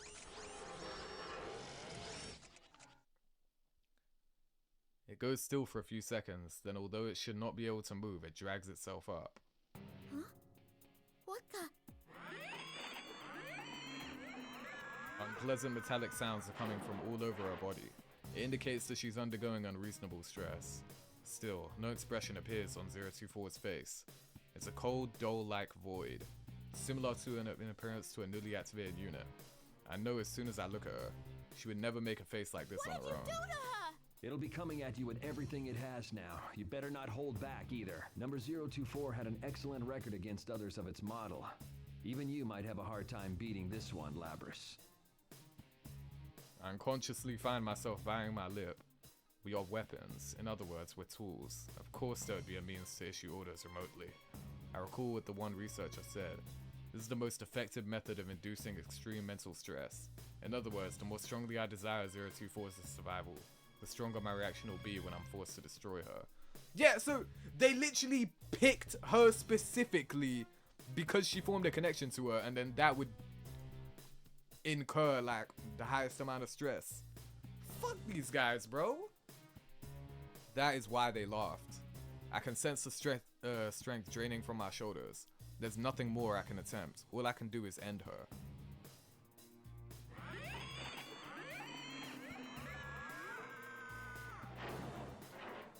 Behind me, 024, rather her animated shell, approaches me, its limbs shaking. I suppress all thoughts on its tactics and slowly turn around. My body goes cold, my arms move into position as if controlled by someone else and ready my weapon.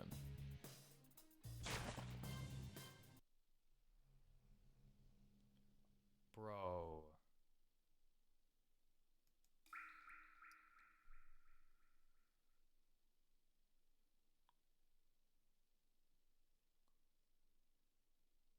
It was not a close fight. Once I decided to finish this, once I was resolved to stop her, 024 as she is now stood no chance against me.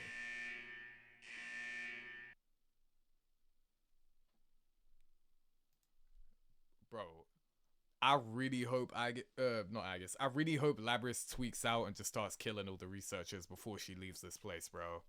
I fall to my knees next to 024. Her limbs have been shattered. She'll never rise again. My processors are overloaded with things I cannot understand. I feel as if all processing is slowed. 024's face is turned to the ceiling. Are you not gonna look at me anymore? You're not gonna smile again? I didn't expect her to respond, but 024's face moves slightly. I stare at her without knowing how to react. She turns her gaze to me and smiles. I'm sorry to leave you alone. I leave the rest to you. Those were the last words she spoke. I can't believe this. There's a smile on 024's dead face. She's smiling at the one who destroyed her and robbed her of her dream. All at once, everything hits me in a torrent of emotion and data. I've lost her. I did it. Took everything from her. My vision begins to fade. My thoughts go with it. I cannot determine whether the lights are actually dimming or if that's only my perception. Too much to handle. I collapse to the ground helplessly like a crumbling statue.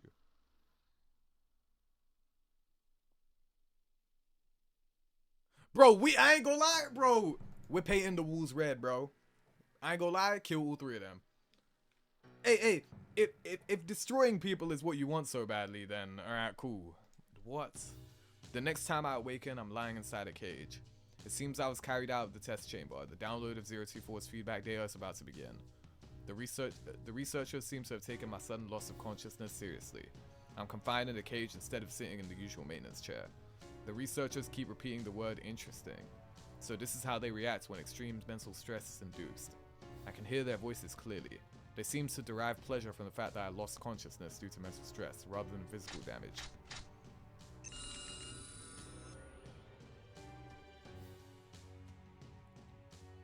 Bro, cables are connected to my body one after another. The data download begins. All of 024's information, combat data, various records, and the memories she experienced. All of it flows into me. My eyes widen in surprise. Everything's so vibrant. It's clear that that it's indistinguishable from actually experiencing them. This is the first time I've received memories with such vivid images. All of the images are linked to records of the emotions she felt and related to them. They're so strongly linked that my screening protocols cannot distinguish them from human thought. The outdoor area where we spent time, the big tree whose branches we examined, the sound of water we heard periodically, Snowy running around playing. As I relive 024's experiences, I pick up on an unfamiliar voice. There's no associated image data, only the voice can be heard. It's a female voice. There's a female researcher at this facility, but this voice belongs to a younger person, still in human developmental stages. I know the world is a big place, and I know that there's a lot of people in it, but I won't be able to see it for myself, or meet many of them. I know that too. I'm too weak for that. Her speech is different from the researchers and those of my unit type. It's very similar to my own speech output. Thinking about it has made me sad more than once. But I didn't want to do nothing and be left with regrets. That was when my mom and dad looked into some options. And we decided to go with this experiment. If even a sick girl like me could make herself useful to others in this world, I thought I ought to go for it.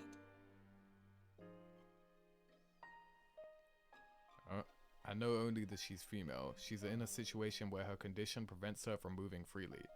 It seems that instead of lamenting that fact, she decided to volunteer for an experiment of some kind.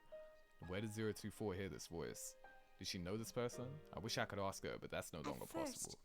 I kept wondering how much I could really contribute, but after hearing more and more about the program, I started to wonder about the others more myself.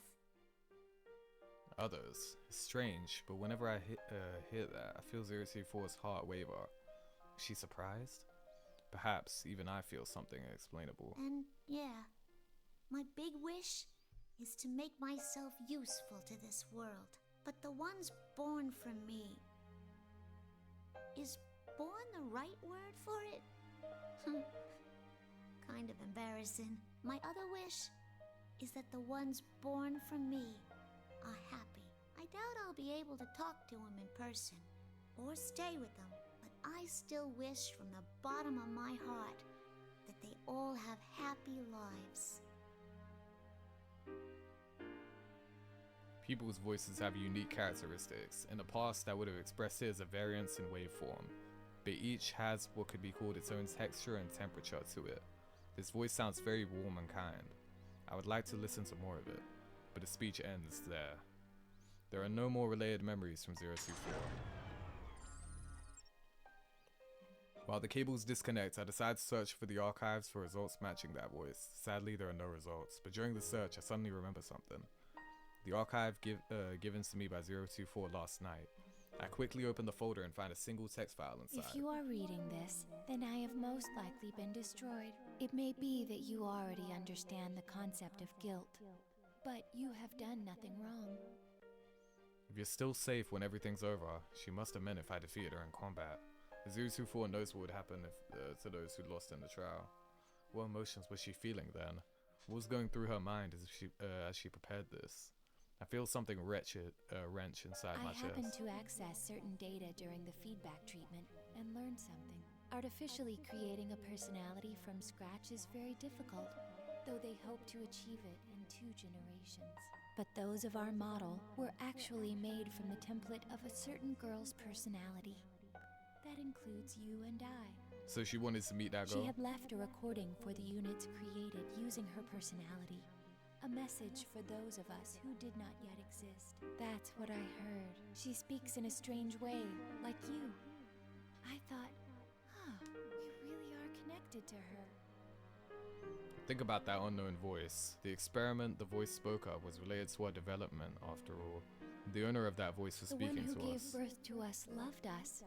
When I understood that, I felt like my eyes were opened.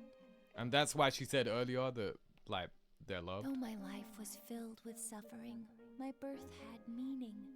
I firmly believe that. I want to meet her. I need to tell her thank you for giving birth to us and for loving us. This was not an order from the scientists. It was an objective I made for myself. So if you can understand my feelings, I'd like you to do this in my stead. Give our mother my thanks. How 024 must have wanted to meet this girl who she saw as our mother. She must have longed to thank this girl in person. The data within me, her heart tells me so. During the time when she was ordered to destroy her sisters, this wish must have been her only hope. Yeah, it didn't come true. I shattered it. The one she herself said was the only thing who understood her. She must have been devastated. But the letter ends in the way I least expected. Though we knew each other for only a short time, I'm glad I met you. I feel the same right now as our mother did. I wish from the depths of my heart for you to be happy.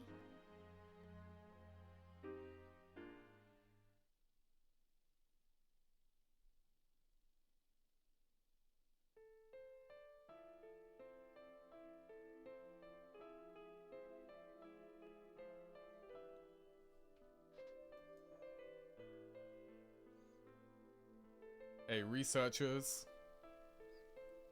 I ain't gonna lie. I'm shocked. How can she feel that way towards someone who may one day destroy her? I realized then that the visual input from my optics is experiencing distortion for some unknown reason. An unfamiliar source of water trickles down my cheek.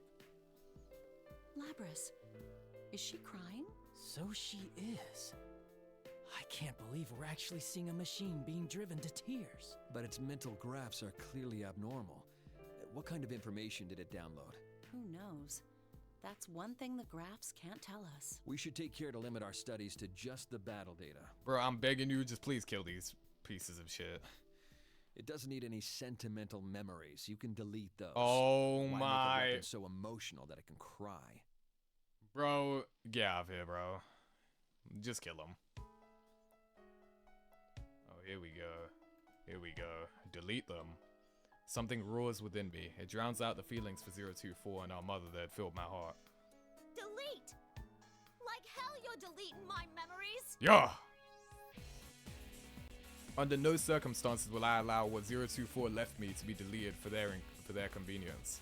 I will not forgive this selfishness. We've been treated callously by the researchers in this laboratory. They gave us hearts, yet made us destroy those of our units have as enemies. We killed our sisters with their command. If we refused, our desires were overridden and we became their puppets. The wishes of the girl who desired our happiness were not taken into consideration.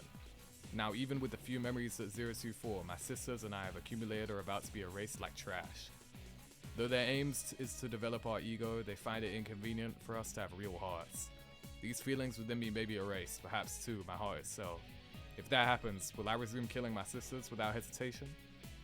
Was it at least forgivable? What is least forgivable is that the proof of 024 had lived, her last wishes will be permanently lost. My hands are squeezed tight in, oh my gosh. My hands are squeezed into tight fists. They make a small gripping noise. Grinding noise. The goal that 024 found for herself was left to me. I will carry it out as my own now. I will burn it into my heart as my goal. It's a duty I impose on myself gladly. Nothing will make me surrender it. It must be fought for. Or rather, it must be protected, even if it means fighting. What the? Its emotions are spiking into the red. I've never seen anything like Kill this. them! Come on! What's that warning? No. Labrys is in battle mode? Yes! That can't be. There aren't any enemies. We're the only ones here. Exactly, bitch. I'm able to release all my limiters despite being inside the cage. The researchers monitoring me on their tablet PCs seem perplexed and alarmed by this. They should be. They're witnessing an override of the principle of non-aggression towards humans. They're flustered and too panicked to speak clearly as they announce that an emergency occurred. One of them steps away from the cage I'm in and reaches for a switch with warning labels around it. Suddenly, restraints appear to bind my limbs. Are you saying those mental fluctuations were enough to override the OS's restrictions? You think those binds could hold me? Ugh, come on. That plume's playing pranks on us. Hey, hurry up and delete those memories. Yes, come on. Yes! Yes! These memories of my heart are not unnecessary. What do you think we are? Something I've not felt until now, a sensation like heat spreads throughout my body. A trembling, burning wave rises within me. Soon afterwards, I realize that this is an emotion. There is a name for this feeling. It's anger. I reroute all my strength into my restrained limbs. The restraints are designed to withstand up to twice our calculated maximum input. Trying to escape is therefore logically doomed to failure. Even so, I continue to muster my strength. Not because I judge it as a viable course of action. I'm not merely executing an order. I'm acting based on my emotions. It doesn't matter if the restraints can be destroyed or not. I wish to destroy them. You see the tear in her eye too? The metal parts in both my limbs and the restraints begin to How's creak. it doing that? There's no way those things are strong enough to break the restraints. How fitting the Heartful Cry is playing right now, by the way. It's outputting over 220% of its theoretical strength limit, even though its joint actuators are operating at only 70% capacity. That's not possible. That doesn't even make any sense. What's driving this thing? I'm not gonna let you take those memories. I made her a promise. Yeah! The next moment, a rupturing sound like a small explosion shakes the entire room. The heavy metallic bands restraining my arms and legs shatter. I jump out of the cage and run towards the open door. I must escape from here. I have to get out and see the girl who loved us, though we were not yet created. To fulfill 024's wish, which has now become mine. When I enter the hallway connected to the outdoor area, I'm met with barricades and heavy artillery. Damn, look how quick they were to switch on her, bro! What? Projectile weapons. My sister's units and I never have been equipped with firearms. I recall it being due to concerns over a unit's mentality affecting the accuracy of its aim. Instead, we were given short-range weaponry, a chain arm and other implements in my case, but they're not sufficient to deal with the range of firearms. However, I do have a countermeasure. By using the flexibility and adapting to situations of my developed mind, I dodged the complex projectile trajectory and destroyed the opposition.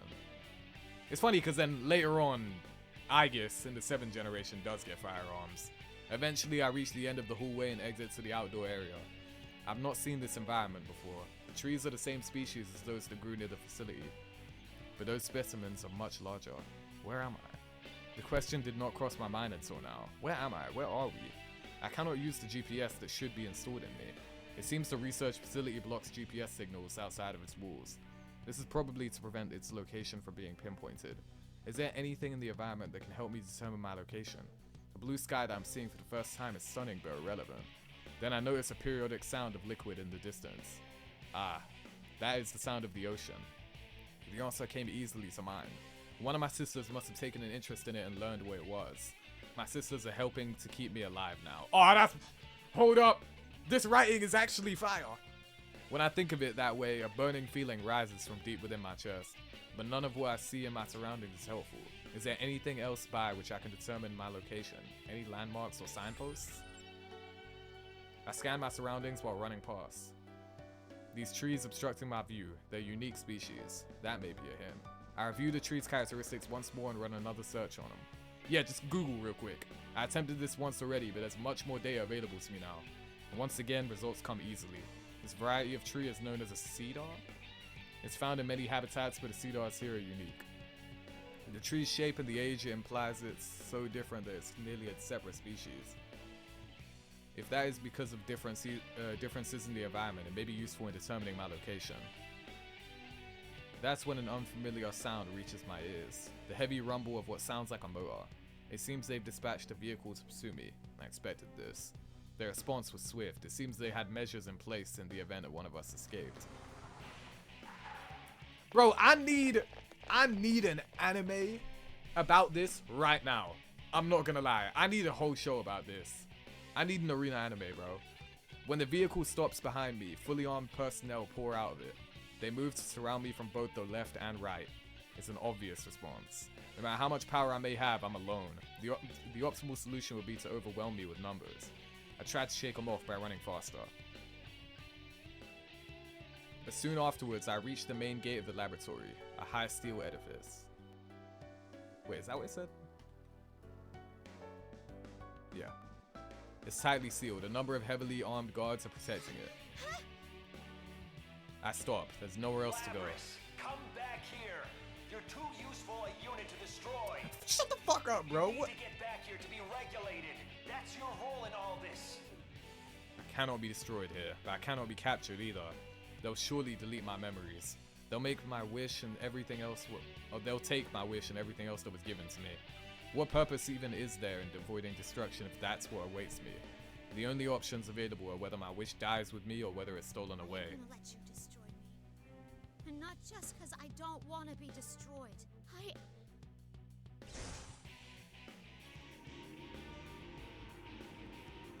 What's you gonna activate like Audio mode or something? The moment I focus my concentration to remove the limiters on my onboard weaponry, I sense an unknown strength rise within me.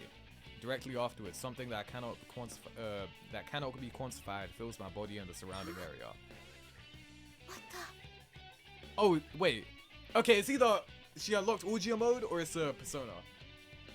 The pursuit vehicle suddenly stops. The research staff gets off, one after another shocked. Really? Is it on the verge of a persona reaction? Shit, it's awakened? Ah, damn it, why now? Well, at least this proves that mental stress is the key to activating a persona. Who cares about that right now? It's not fully awakened yet, but with it still unstable, we don't know what it's capable of.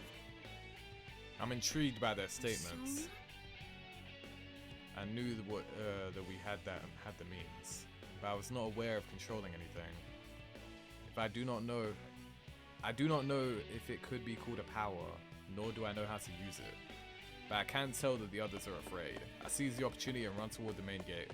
There's a slight possibility that I can reach the door without attracting any gunfire and vault over the door with my legs and chain arm.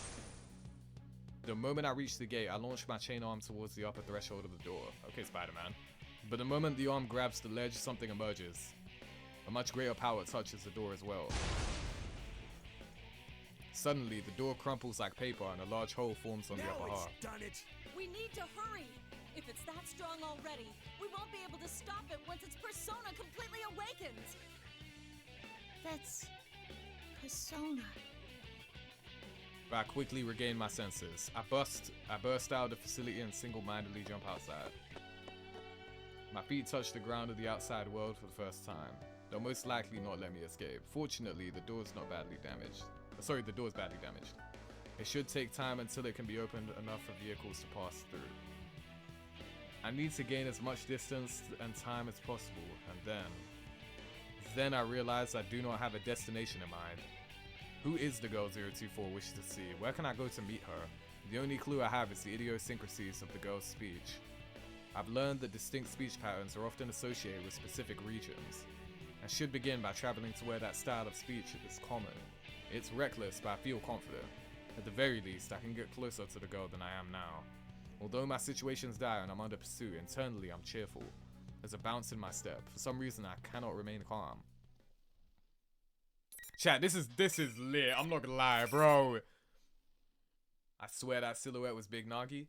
Kinda looked like him, but I don't think so. Bro, nah, I ain't gonna lie.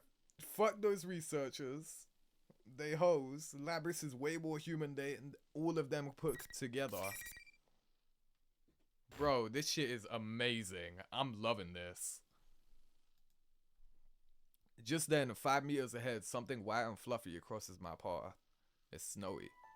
It notices me and approaches. I'm worried about my pursuers, but I cannot dismiss 024's beloved Snowy. I lower my speed and run with it. I then notice the scenery we are passing has calmed.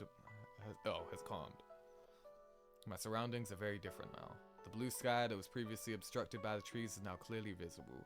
The green grass is shining vibrantly in the light of the sun, and there is a deeper blue than the sky ahead. Many lines of white run across it. The ocean? Snowy barks as if in answer. I feel like it's saying that's right. I could not previously comprehend Snowy. I did not have an interest in trying. But now I can grasp what Snowy's saying as if I could speak on its language. I know that it feels happy to be able to run with me. I feel as if 024 is inside me. Though we were forced to part, she certainly left me many things. And not only a wish, but other things as well. I'll find her come hella high water. Are you with me, Snowy? Snowy barks energetically. I respond with thanks and a smile. 024 and Snowy are encouraging me. Though I do not have any clues, I will find her, no matter what happens or how long it takes. I search my current location once more. Now that I'm further from the research facility, I can use my GPS to triangulate my position. But on seeing the results, I cannot help but stop running. Snowy stops a little further ahead and then returns to me. My current location is Yakushima within the Kagoshima prefecture. It's a remote island far from shore. The island's perimeter is only 132 kilometers. In such a limited area, it will be a matter of time before a full-scale manhunt apprehends me. The research facility must have been built on an island in anticipation of such situations.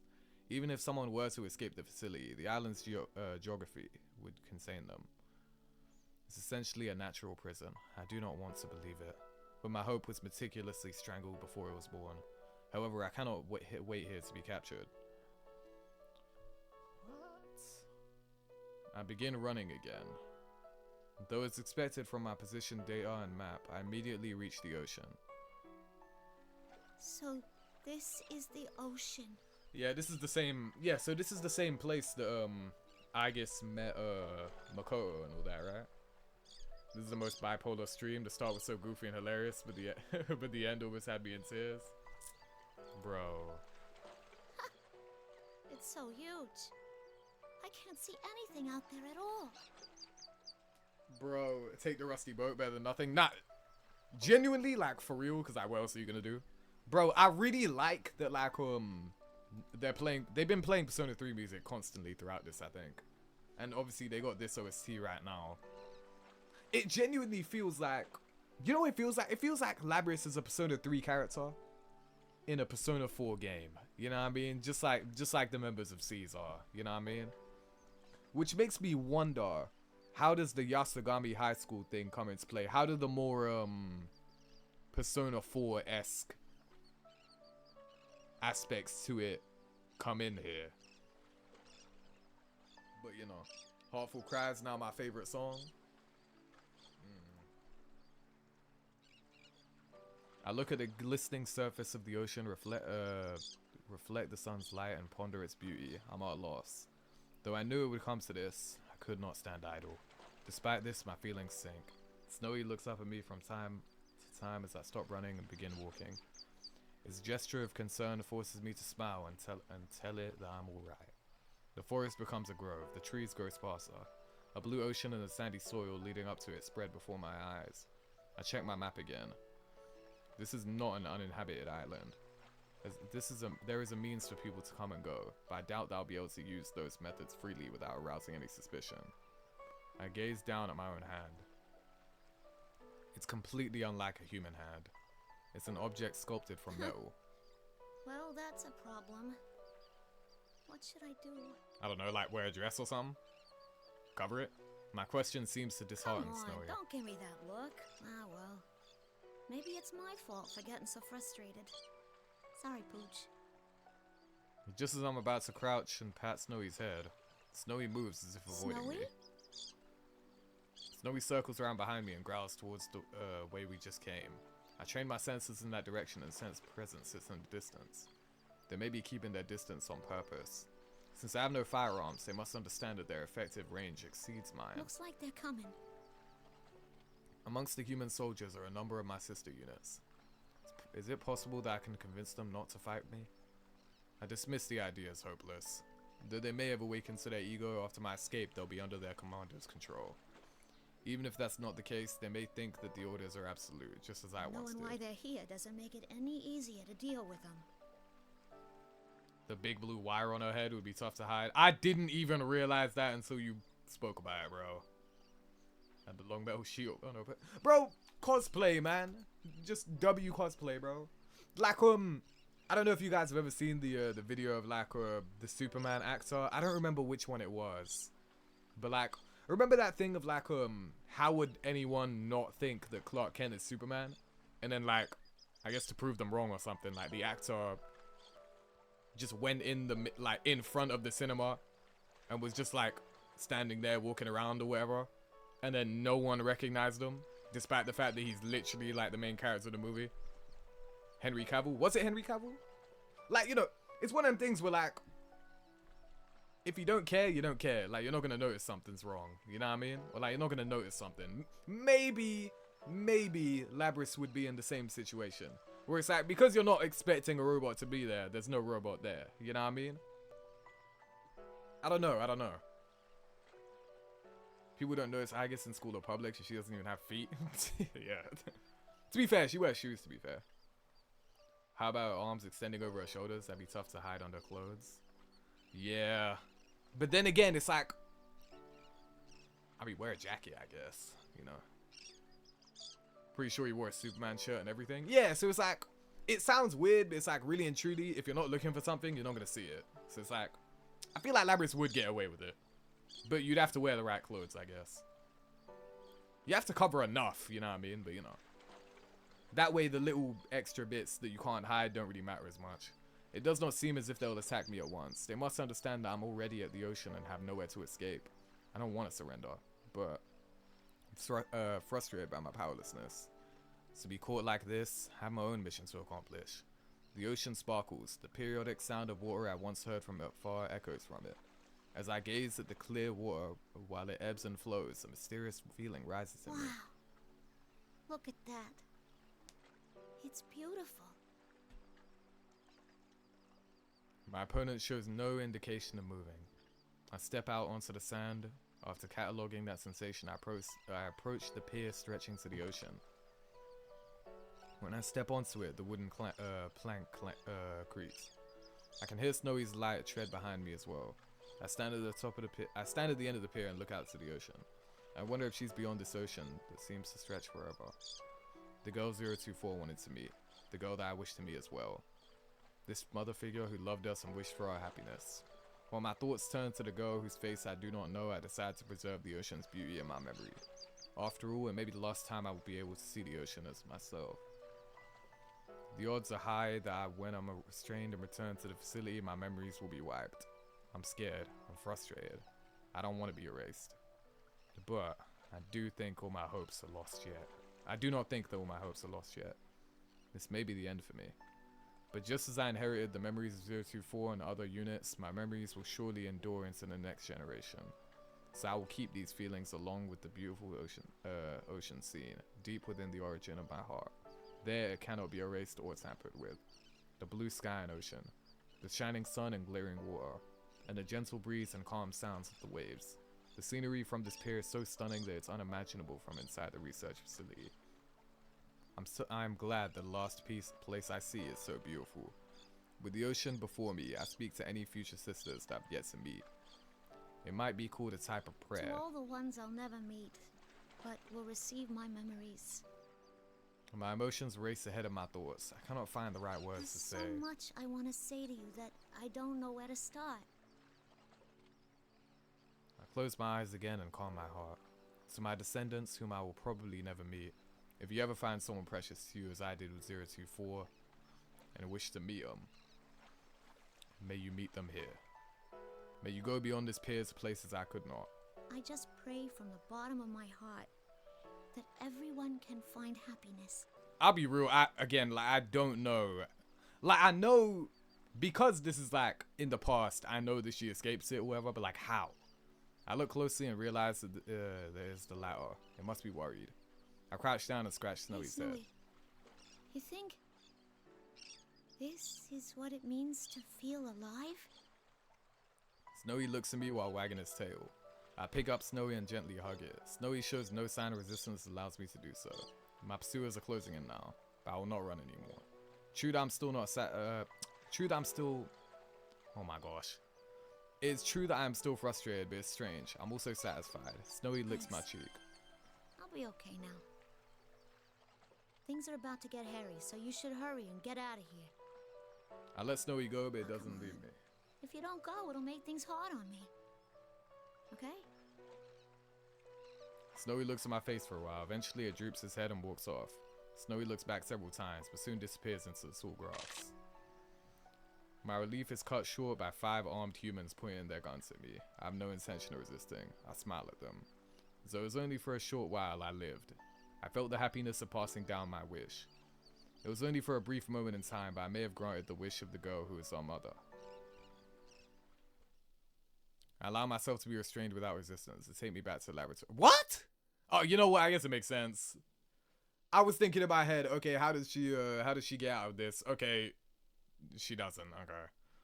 I was so absorbed in my escape attempt that I did not notice the several severe damage I inflicted upon the facility.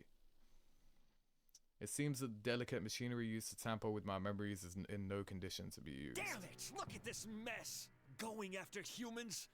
Oh, I bet the girl they used as a template for this model was a snotty brat too.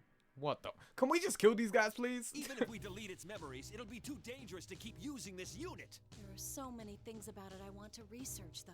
It's not worth the risks. The 5th generation anti-shadow suppression weapon will be sealed indefinitely once it's fully restrained again. The voice is the last thing I hear before my consciousness is cut off.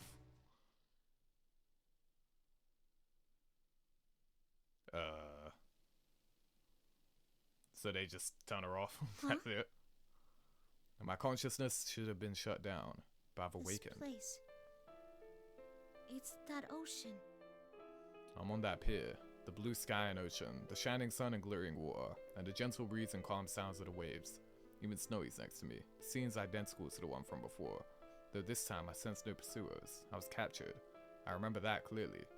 This is obviously an abnormal situation at odds with my memories, but the clear blue sky and oceans are still so beautiful that I cannot help but gaze at them. If only I could just go beyond it. Just as the thought crosses my mind, my viewpoint ascends. Soon afterwards, I realized I'm floating as if my body's weightless. I'm astonished at myself to be thinking such strange things, but then my field of vision drifts and I turn my attention to that. The scenery I knew already begins to mix with other environments I do not know. They became a connected, continuous image and pass like a slideshow. From time to time, I pass through the drifting images. But I cannot grasp anything within those spaces. Even when they're about to collide with me, they pass right through. Could this be dreaming? I remember something I once heard from a researcher at the facility. They said that it's possible for us to dream since we have a mind and may develop an ego.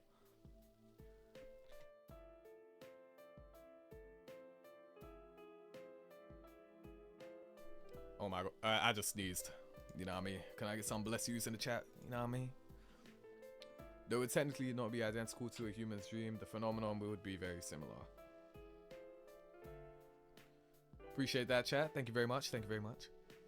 I feel that the example the researcher gave of what a dream is like matches my current experience. If I'm having a dream, then things that are not possible in reality may be possible here. For example, if I can leave this island. If I can go beyond the ocean. The girl that 024 and I wanted to meet said that even though she knows the world is big, she wouldn't be able to see it for herself. What could that have meant? Was she in a place that limited her world, as I was unable to leave the island?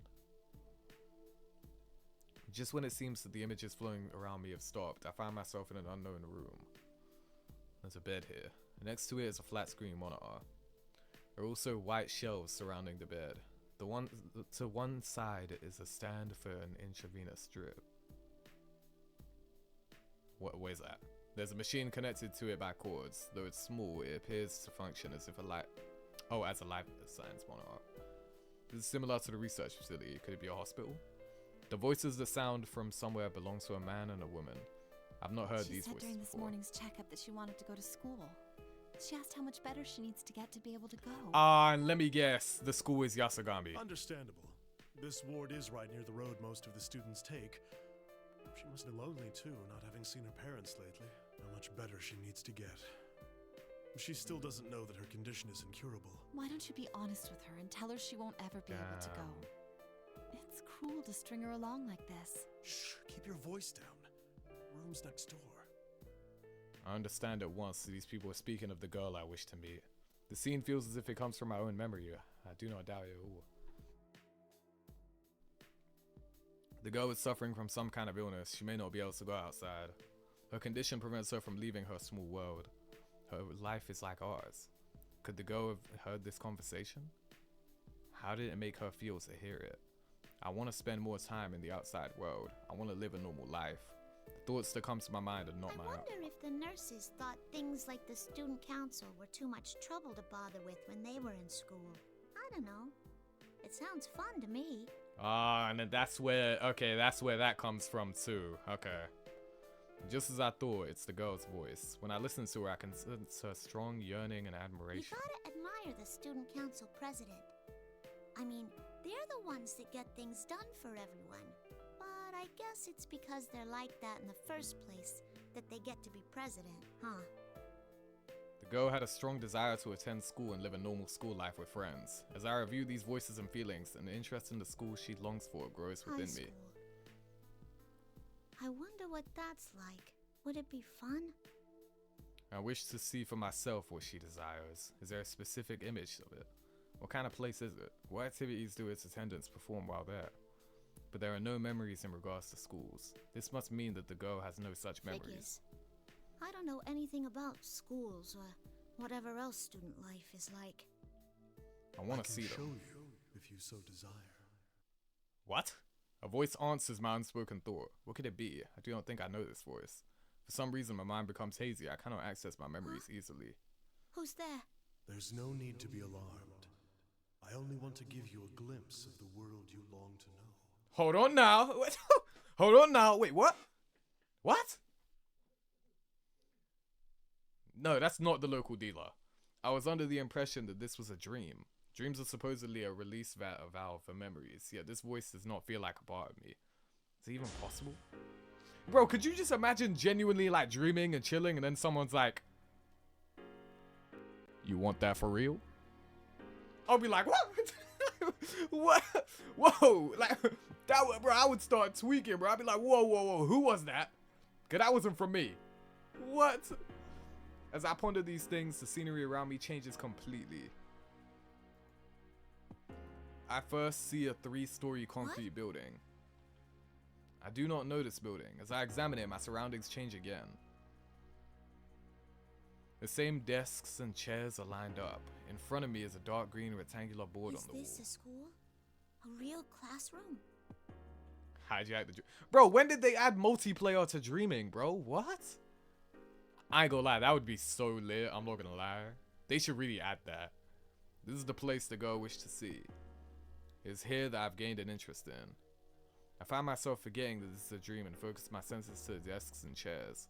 I then realized that I can move around at will, just as when I felt my body rise at the beach. So this is where classes happen. SpongeBob Dreamer episode? What show was it? SpongeBob? Like the episode where they're trying to like dream together or something? No, it was Amazing World of Gumball, I think. I think it was Gumball and Darwin. They put like a tin foil on their heads or whatever and like connected it or something. Is that what I'm thinking of? I feel a sudden excitement. What do the students do when there aren't any classes? Do they just talk and stuff? That mysterious voice doesn't answer. Instead, I'm surrounded by other sounds. Many voices are talking at once. It reminds me of the sound of waves near the ocean. But the sound is lively and enjoyable. The voices belong to boys and girls surrounding a desk. They're laughing and talking. They wear common clothing, though there are some differences. These may be uniforms. It's interesting to see that each person's uniform is distinct in some way. What? That student's the only one with something around his neck. A girl with short hair and a green jacket raises her right hand. Next to her is a girl with long black hair wearing a red jacket. She smiles. Wait, why is she seeing this? SpongeBob in everyone's dream. Oh yeah, that too. Then there's a well-built young man with strange spiky hair. In contrast to him, I can see a small, delicate, intellectual-looking young man. Bro, why do they glaze? There's no limit to the glaze. Bro, why so many adjectives for her? What? Oh my god. Bro, there's no limit to the glaze. There's no limit to the glaze. Bro, this is their favorite character. It's okay. It's my favorite too. Writers, you don't need to feel any type of way about it, okay? We can clearly see through you. But it doesn't matter, okay? I promise you it doesn't matter. Keep going. Everyone likes his character anyway. So, you know, I'm cool with it. Lost, I see. Wait, they just skip Reset and Teddy? What? That's funny. Lost, I see a young man with a calm dude. Oh, wait, is it because Reset's not playable or some shit? Well, nah, that wouldn't be an excuse. What? I wonder why those two are cut. Lost, I see a young man with a calm demeanor sitting at a desk. The front of his uniform is open. His white shirt is showing. They seem to be talking about something. I cannot quite discern what it is. The scene proceeds to show various points in a normal school day. Classes, activities, clubs, student council. It looks like so much fun that I can feel the excitement. But then I remember, this is all just a dream. I'm only dreaming. No matter how much I want it, there'll never be a day when I can attend school for myself. Hey, you ain't missing much, trust me. All the scenes that I've centered around the young man and his friends, I will never join their circle. I cannot go to school. I'm not even human. I consider this self-evident truth once again. Though I look human, I'm a machine made by humans. It doesn't matter how close my heart is to that of a human or how much my ego develops. This mechanical body can never be truly human. Just as our mother could not overcome the obstacle of her illness, no matter how much she wished for it, I cannot overcome the obstacle of being a machine. It is futile for someone who cannot become human to yearn for a normal human life. There's a strange sensation somewhere in my chest that feels like pain. Still, although I'm a machine created as a weapon, that girl loved me. What if there are other people like her who could understand me? Would I then be able to find a place to belong among them?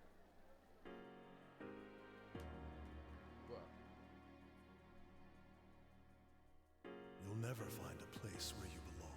Humans created you as a tool. They would never think of you as anything more. Bro, who are you? Who is this talking? Everyone, to a man, lives by averting their eyes from something inside them.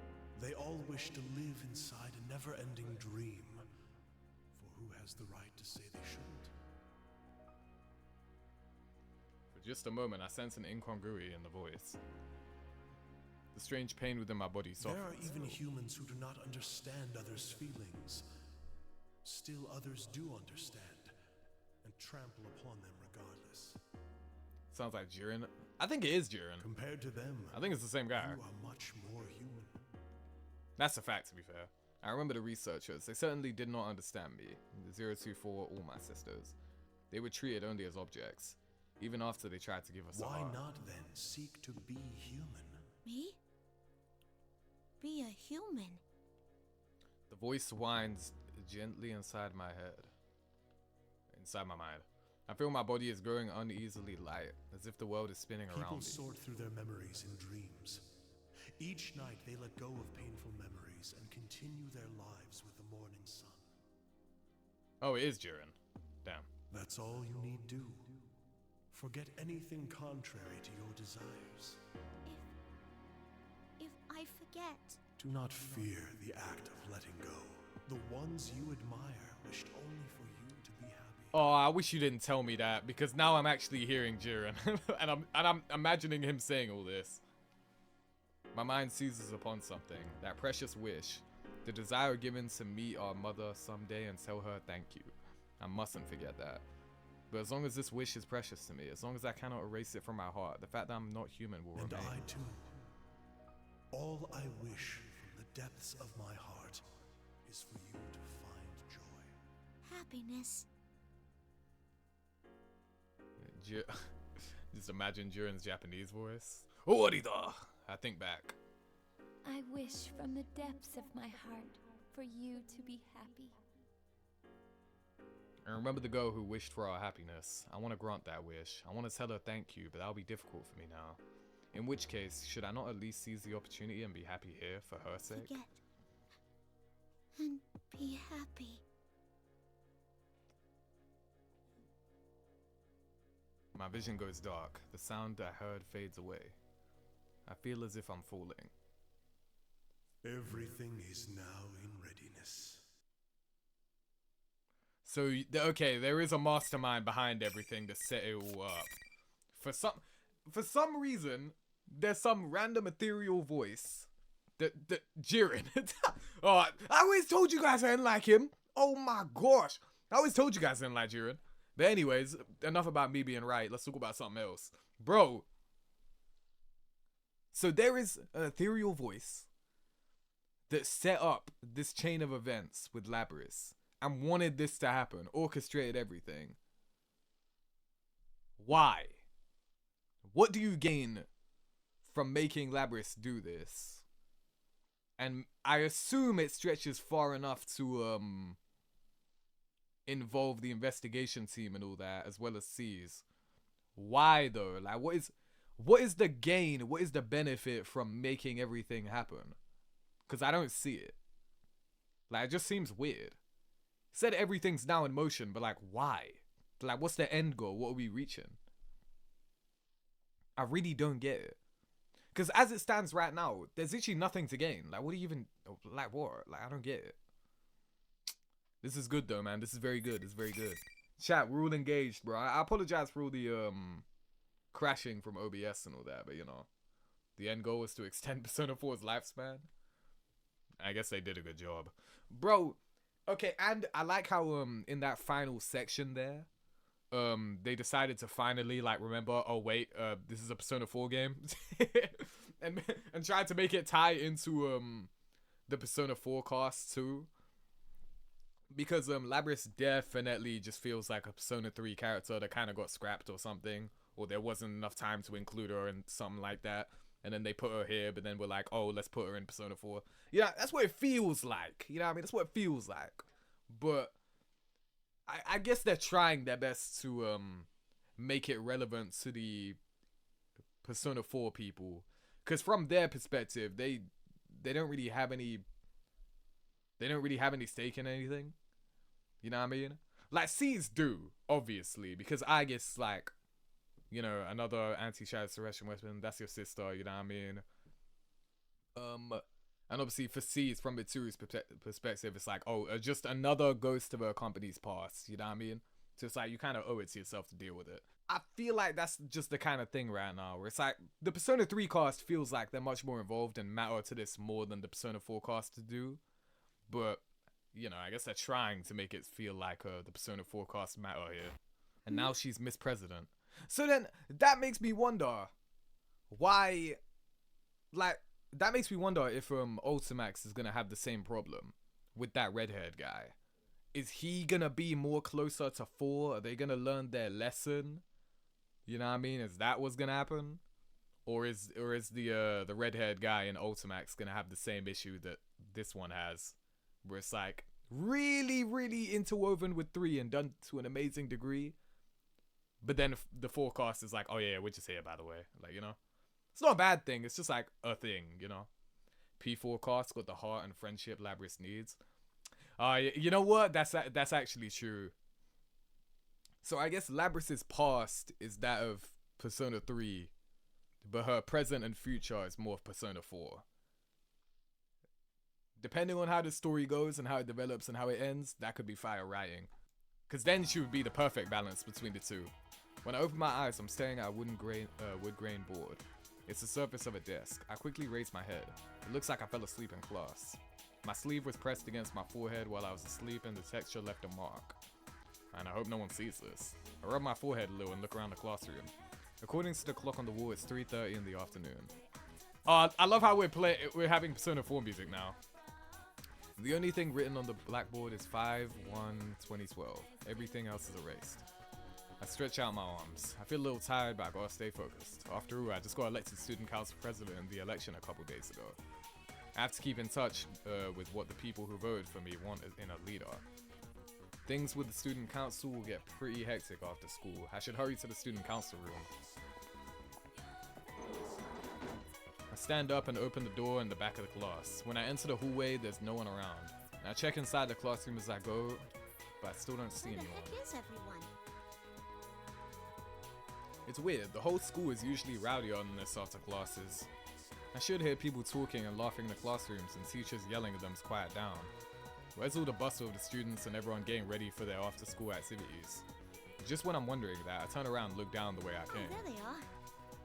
There's some students in the hallway. Some of them are chatting and others are coming out of the classrooms. A few of them run past me carrying their bags. Yeah, this is more like it. This is how school's supposed to be. Hey, no running in the hallway.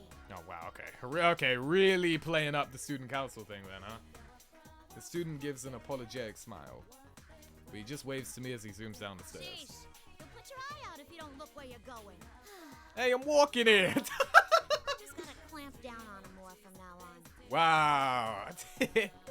Hey, I'm walking here! Literally, bro. See, I knew they were gonna do it. I knew they were gonna incorporate that. Bro, I put my hand on my hips and sigh. Hey there, Miss President. Are you off to the student council room? Have fun. You're always so excited about that. Bye, Miss President. See you next Monday. Everyone walking down the hallway talks to me. I wave back to them. I always had a lot of friends and people who knew me, but ever since I got elected student council president, all the students seem to know who I am. The job comes with a lot of pressure, but I know I'm up for it. I'm gonna be busier than ever around school now. Bro, it's so sad now, right? Because it's like, this is false happiness, bro. None of this is real. That's fucked. I did the right thing. I did. Is that to like reaffirm that she's doing the right thing by lying to herself? I head to the student council room.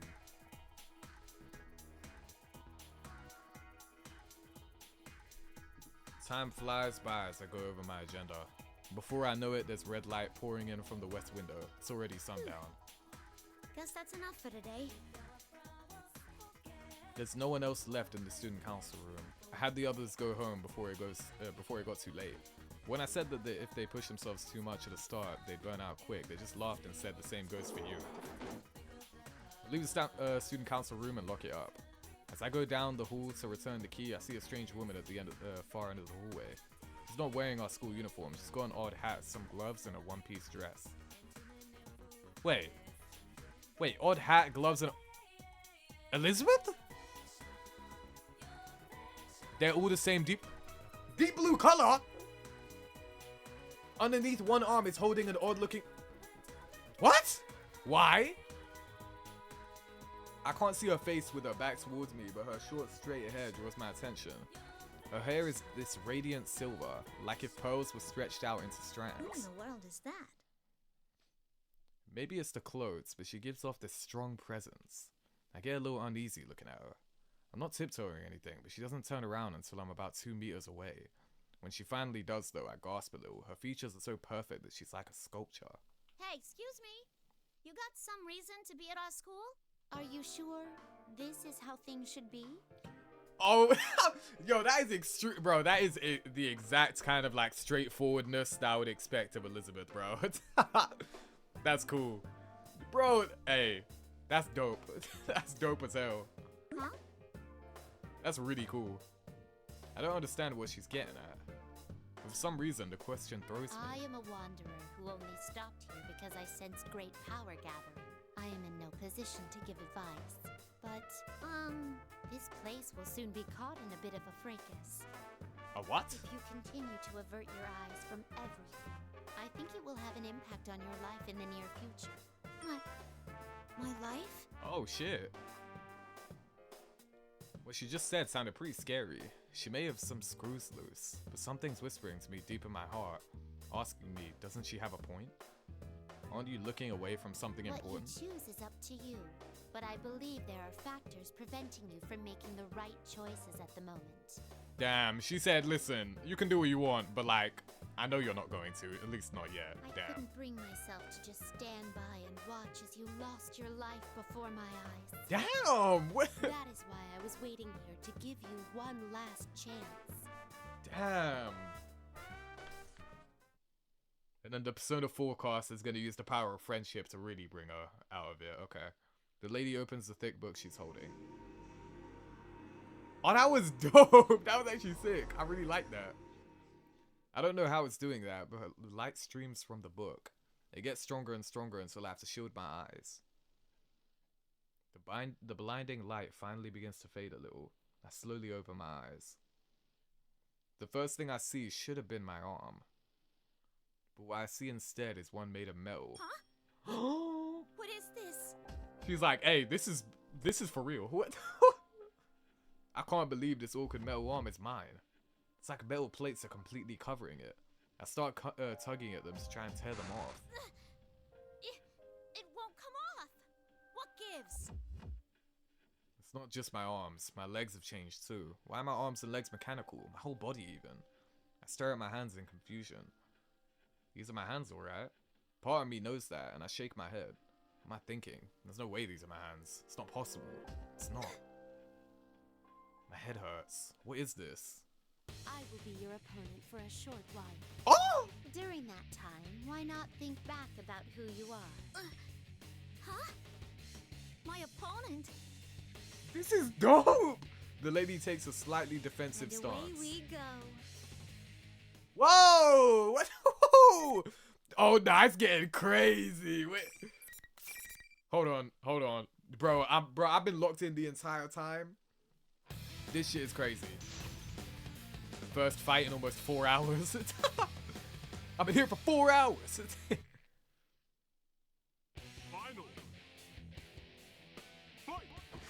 Oh, we actually get to, oh yeah, we actually get to play as Labrys now. Okay. I see. Remarkable.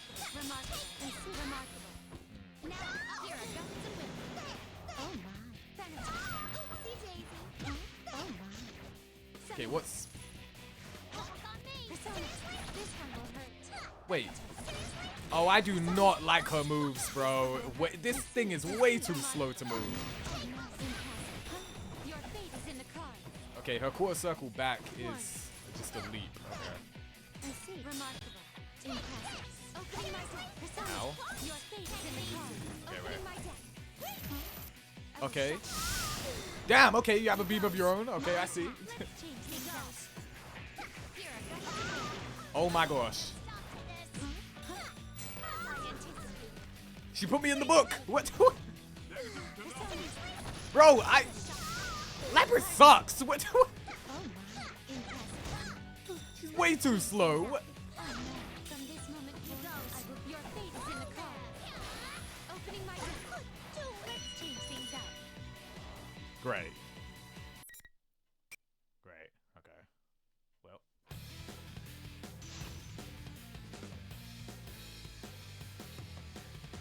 She has half a moveset without persona. Oh, I see.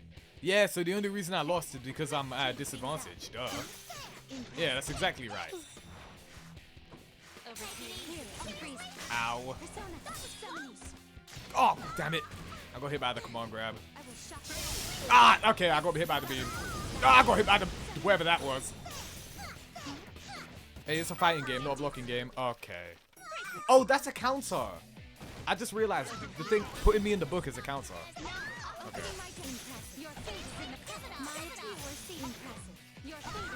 Bro, I can't win. Okay, Thanatos is broken. Come on. This is where we lock in. Fuck, come on. She's gonna get him back soon. Okay, come on. Pressure. Pressure. No, I got hit by the command grab. Don't kill me. No. I had a chance, bro. I had a chance when the persona broke. Okay, okay. This is difficult, bro. Bro. Oh my days.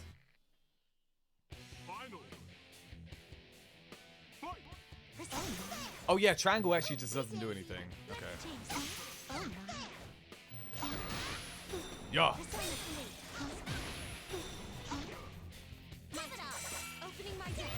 Damn. Damn. Okay, that has better range than I thought. Damn, I keep forgetting that doesn't do anything because I have no persona. Oh my god, no! Oh my gosh. Oh my gosh! Ah, let me go!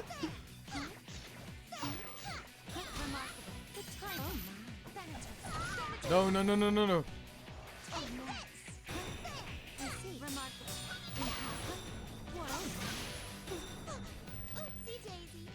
Grab. No, you teched it. Nice. Okay, okay. Okay, okay, okay, okay. Oh my gosh. Okay, okay. Nice, nice, nice. I don't know why the AI was able to tech my grabs like that, bro. She is the lethal elevator attendant for a reason. I didn't even read that. Oh my gosh. Okay, I was without half my moveset there. Like, I was pressing certain buttons and nothing was coming out because it was tied to a persona move. That did cripple me a little bit, but it's okay. First try too? Yeah, that was first attempt. I somehow managed to beat the lady in blue who attacked me. How did I win? How did I use these metal arms and legs like it was second nature? I don't get it. The lady in blue stands before me exactly like she was when I first saw her. She's not even breathing hard. Well done. But I'm sure you realize now, you are not human. There must have been an important promise that could only be kept in that guise. That must have been your reason for living, whether it's worth losing that or not. I ask that you give it serious thought. An important promise? My reason for living? So in her own way, Elizabeth tried to help Labrys. It just didn't work. I repeat that to myself. It seems important Now, somehow. It seems the tumult of trials is about to begin, in which case, I bid you good luck. The thick book in her hand closes with a loud thud. Strangely, that ordinary sound lingers in my mind. When I come back to my senses, there's no one here anymore. I take a nervous look at my arms and legs. Nothing seems different about me. There's no metal on my limbs now. Just ordinary skin and bones. What the heck was that? A dream? Yeah, what was that? Would daydream be the word for just what just happened? I can't sort out my thoughts, so I think to myself, I can't let it get to me. Just let it go. But some things I can't dismiss that easy. You are not human. You have an important promise which must have been your reason for living. She said, I'm forgetting something? That I need to remember? Liz came to box and then left. W Liz. My head hurts. My head's hurting again. The pain brings back another memory. It's just for a second. I can't quite catch it. But I saw blue skies and the ocean and someone else was there. Maybe a white dog too. I don't know. I think there was a lot more to it, but the last voice I heard stays with me. Oh, 024? We're loved after all. When I come to, my hands are balled into fists. That's when I make a decision. That promise, that reason for living, I have to hang on to it. I didn't hear them until now, but there are strange voices everywhere in the school building. Is this the tumult of trials that Lady in Blue mentioned? Is that really gonna be a thing? I can't just leave this be. I'm the dang student council president. As a student council president, I have to find out what's going on in my school. I need to make sure the students aren't getting involved in anything dangerous. Start running towards the first floor.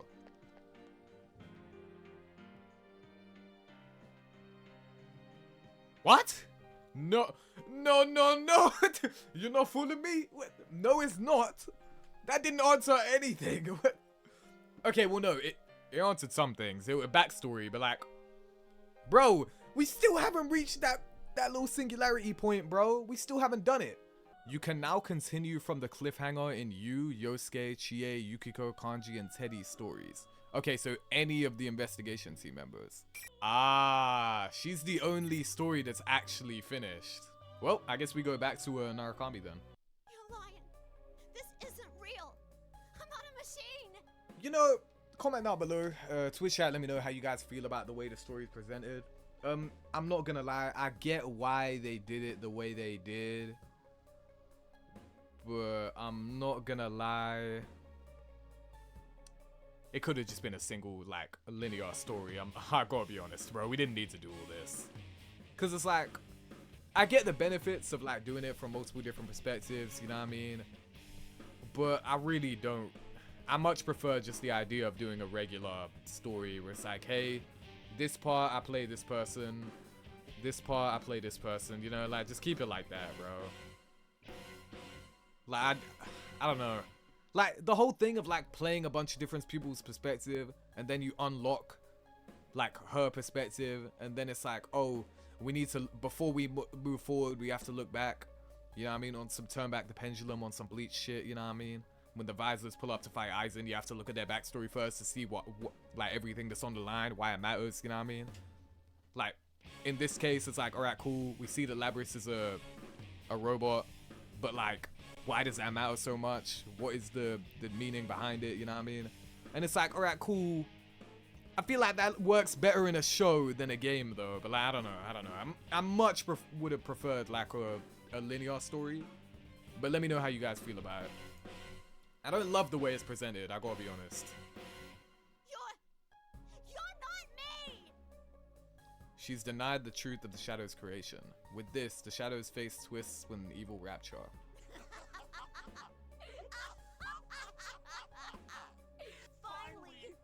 Finally said it! Now, I can be myself! What? Oh, Anime cutscene? Yes, the power! Whoa! Whoa!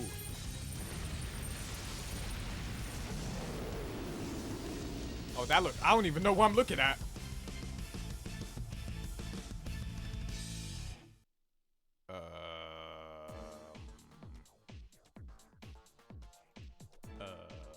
I'd hope I could save her before it got to this point, but that might have been impossible anyway. It's difficult enough to confront the truths, and in her case, it was accompanied by revealing the true form she'd been so desperate to hide. She's a machine, and she was forced to perform painful acts that most likely no one could ever comprehend. The truth she was avoiding wasn't just part of her personality, but her actual body itself. I can't imagine the shock she's experiencing. But now that the reality she built for herself has crumbled, I want to help her. She may be a machine, but she has a heart. Labrys has denied her past in which she was forced to fight and kill her friends, and her pain comes out in a long echoing scream. What has to be done to her heart to cause such terrible screams? There's only one thing that we can do.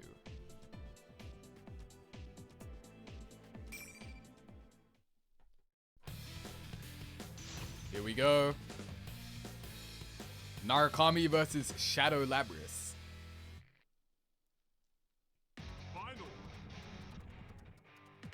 The Raging Bull of Destruction. Ah, finally, bro. I get to play a character who's simple and easy, bro.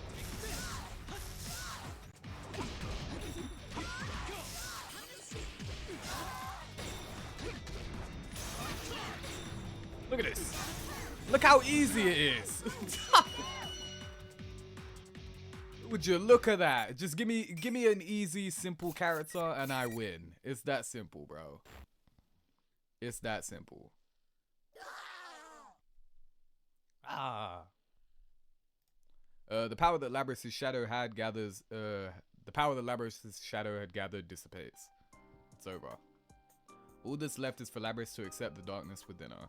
Will she truly be able to do it? I turn around, but Labrys hasn't moved a muscle.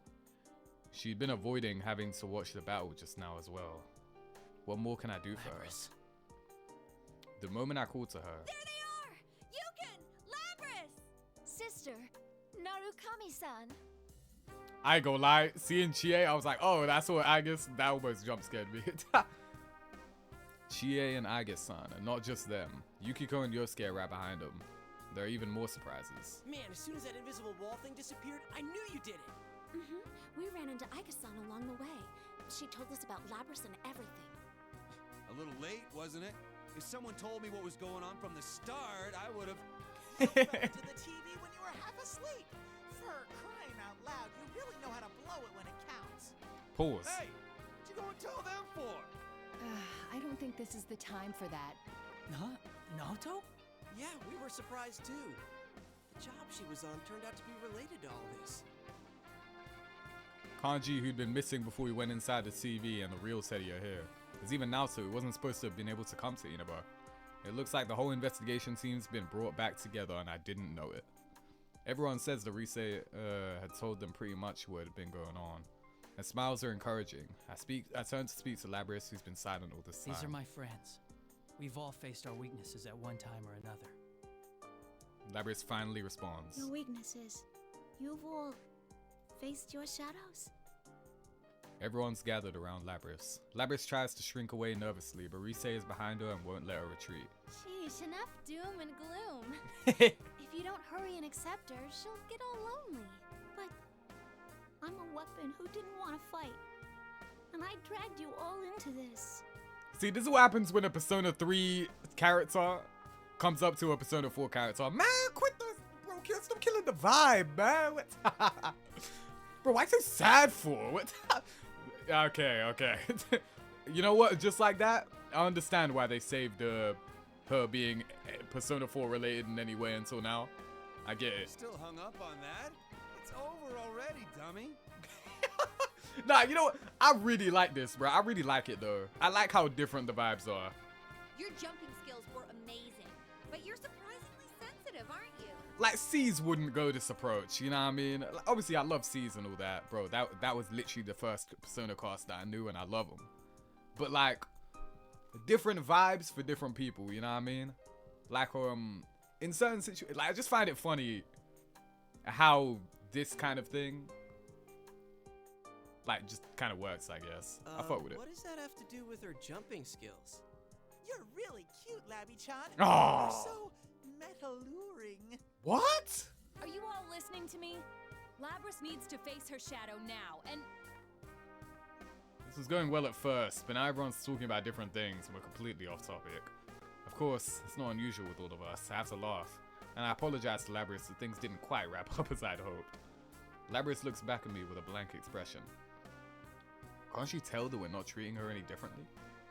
I run towards Aigis-san and she meets my gaze. She nods silently, then stands before Labrys. She seems slightly nervous. Nice to meet you, Labrys. Or rather, sister.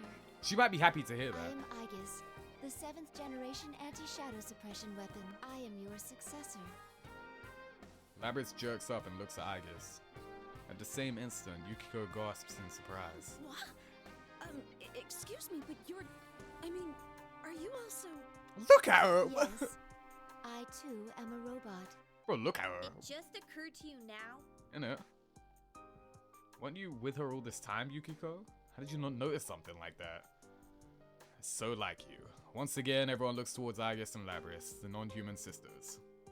Now that I see them standing together, there is something like a family resemblance. Is there? Maybe I've been wrong this whole time. If Labrys is Aigis-san's older sister, then I should be calling her then should I be calling her Labrys-san? Well, I guess it doesn't matter. My mission to retrieve you has brought me here. My colleagues are waiting for you. Are they gonna lock me up again? Well, considering all I did, of course they will. Labrys' expression darkens. I hadn't thought about it, but if Labrys and Aigis-san are treated as weapons, it's no surprise there'd be measures to keep them in check. But Labrys shouldn't have to just accept it.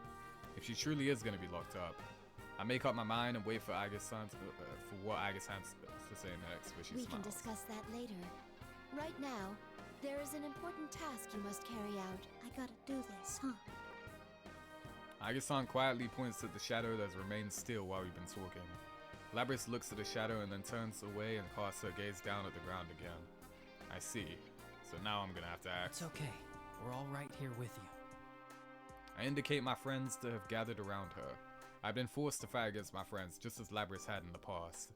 But I'd been able to endure the suffering that Labrys had not. Of course, I hadn't been forced to fight to the death. But the biggest difference between Labrys and me is that I wasn't alone. What if I had been all alone in this place? What if everyone else had forgotten about me and I had to fight all alone? Just the thought of that hurt. Labrys had been forced to endure that pain. She must have thought that there was no escaping it. But she'll be alright now. We're not going to reject her. Doesn't matter if she's a machine. She's not alone anymore. Yeah. Labrys slowly looks down around at all the faces, searching each one for confirmation. Finally, she turns back to me and nods. Labrys then walks over to face her shadow. When she walks, she no longer seems to be bound by her fear. She then looks down at herself. She looks at a mechanical body that she had convinced herself she didn't have. That's right. You're me. Labrys and her shadow turn to face one another and stare into each other's eyes. She can't avoid looking at the shadow now. You're the way I was on the inside, screaming to be understood. The pain wanting to be known. You're all I couldn't say. You were always inside me. You're me. A machine with a heart.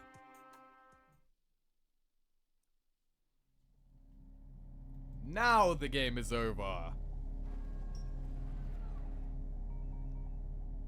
I'm sorry I ignored you all this time. I was the one who left you all alone.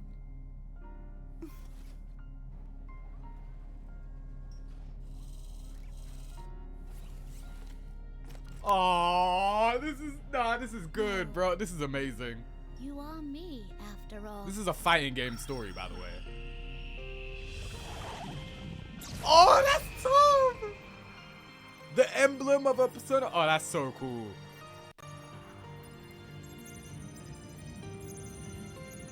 Oh, this song, bro.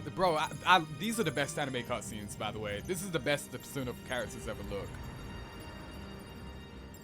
And there it is. That is so cool looking, bro. This is my persona. That is so cool, bro. That's dope. That's so dope. Labrys accepted the existence of her shadow and obtained a persona. It's finally over. We take Labrys with us and follow Teddy and Reese to the school's rooftop, where they say it's connected to the TV and Juness. The invisible walls are all gone. Perhaps there were walls like that wherever she came from. She drew on that in making this place. But I have a feeling that she's truly been freed from those walls now. As in confirmation, Labrys is slowly warming up to us, smiling more and responding to us when we start talking to her. Would you say that like or is this a stretch to say like the invisible walls not only just being a fighting game mechanic thing, right? Because you can only have 1v1. What if like if you wanted to assign a narrative thing to it, if you wanted to stretch it, maybe it's just a reflection of like the walls around the facility that she was in. You know what I mean? Maybe you could do that. I don't know. I wouldn't, because I think that's low-key a stretch, but you know. It's not over though, because we still need to know what that voice was that made her do this in the first place. Since her persona looks like her, then she's definitely a P3 character. When we reach the rooftop, we're surprised to see that the TV world has regained the studio-like appearance that we were accustomed to. However, there were two unfamiliar faces waiting for us. Mitsuru-san, Akihiko-san. These people have overwhelmingly intense presences, but thankfully they don't seem to be enemies. The moment we see them, we tense up. After Aigis-san calls out in recognition, we learn that they're her friends. I'm Mitsuru Kirijo, Labrys' handler. A bodysuit like something out of a movie with a fur coat on top. It's a look that doesn't really work, but her name immediately reminds me of something. A look that doesn't really work? Damn, okay. Alright. Isn't it the repressive of the walls that wouldn't let her leave the training thing until the other machines couldn't fight anymore? Oh, yes. Yeah, you're right. Yeah. So it's supposed to be the battleground, not the facility. Okay. The Kurijo group, and that works better. The Kurijo group, and if she has the same name, she must be quite an influential person in it. The research organization that developed Labrys and Aigis-san must belong to her. I'm Akihiko Sanada. Sorry for all this trouble. The man with the red cape appears to be quite comfortable with Mitsuru-san and Aigis-san. He must have been helping them fight shadows for some time. Is there some reason why people on shadow extermination squads have to dress like crazy people? So, what's going to happen to Labrys now? I love how this is all like what Narakabi's thinking, just looking at him, by the way. Like, huh. Before we fully introduce each other, Yosuke asks Mitsuru what I've been wondering myself. I know all of us must have been worried about this, but I was waiting for a good moment to bring it up. Even Yosuke seems to have realized how out of line his question is, and he shrinks back sheepishly, as if regretting having asked the question. I know why Yosuke's worried, but why does he keep stepping on landmines like this? Well, if he's already stepped on it, we may as well wait for the smoke to clear and see if there's any answer. Well, you deserve to know. We were thinking of sealing her away again. Yeah, but you won't. They were thinking? Did something change their mind? Mitsuru-san turns to Labrys. There's a smile on her face, but is she smiling for the reason we hope she is? But our report from Aigis says that thanks to you, Labrys has acquired a persona. She's hardly a rogue test unit anymore. Besides, she has a heart. We would never treat anyone with a heart so poorly. Yeah! We did it! Thank goodness! I'm so happy for you, Labrys! My friends roar in excitement. Labrys looks around us all, bewildered before saying anything. Even though we've only known her for a very short time, we've already come to accept her as a friend. Mitsuru-san's words come as a great relief, as if I'd been worried that she might lock me up too. Good job, guys. Let me say thanks. He speaks without any hint of concern, but I see a touch of gratitude in Akihiko's eyes. He certainly looks, how can I put it, bold. But he must be an honest and upright person. I guess I should call him stoic, but there's a distinct brusqueness to him. There's no way that people who are so considerate would neglect the goodness of Labrys' heart. It seems that Labrys can't believe everything she's hearing. She turns from Akihiko back to Mitsuru. You're not gonna lock me up again? No fooling? No fooling? We only seal away objects. If I did that to you, knowing you have a heart, I'd be no different from the Kurijo Corporation of old. Yeah, bro, I love the direction they took Mitsuru's character in, by the way. Where she's just like, pretty much dedicated the rest of her life to righting the wrongs of her organization. Like, I really like that direction. You could argue it's kind of sad, you know what I mean? It's kind of a sad, like, her progression for her character to go. But to me, I feel like it's the most natural. You know what I mean? I feel like it. I like it, though. I really like the directions he's gone in. Honestly, it actually just makes her more interesting, to be honest. So, you know. Labrys, you've been blessed with good friends. Yo, that's dope. Labrys looks stunned for a moment, then scrunches up her face as if she's about to cry, but then her face lights up with a brilliant smile. Who would think that anyone capable of making these expressions was just a machine? I find myself moved to tears as well. We're just about to leap forward to congratulate Labrys once again when... Labrys' head drops suddenly like a puppet whose strings have been severed. I'm about to rush over to see what the matter is when I see Akihiko take a fighting stance. I realize this is no ordinary mout. Suddenly a bizarre voice emanates from Labrys. It's not over yet. That isn't Labrys' voice. This abnormality seems to have made Mitsuru come to a realization. What? It's the same communication system as ours. Everyone, step away from Labrys! What? Mitsuru-san and Akihiko-san rapidly shout instructions to us. We all spread out and watch Labrys from a distance. I cannot gain access. She is being hacked. What? It isn't coming from inside this facility. The signal originates elsewhere. You mean outside the TV? Outside the TV? That's right. I cursed at myself for having forgotten what was supposed to have been the cause of all this. All this was going on because Labrys had somehow been placed into a TV. So there has to be someone outside who threw her in here. The same person who stole Labrys from the Korijo group, then threw her into a TV, is now making a direct control over her. This is just a little extra resistance. Now, entertain me. The nonchalant voice fills with malice. With a dazed look in her eyes, Labrys looks up and dashes forward. She's fast. I barely dodge her axe in time, surprised I look up at Labrys once more. Her eyes are blank, as if she wasn't looking at anything. Those eyes were once filled with strength and responsibility and awareness of duty. Her face had once been filled with sorrow over a painful past. And she had smiled when she had found real friendship for the first time in her life. Whoever's controlling her has stolen all these things from Labrys. Then... She's suffered enough. I won't let you hurt her. Yeah! W Narukami! Oh yeah, this is... okay. Man! I've been enjoying this so much, bro. By the way, if it isn't obvious, yes, Labrys has the best story. And you know what? Maybe you guys... Were you guys right about me liking Labrys? I'll wait. Oh, I have to fight her with her new persona now, too.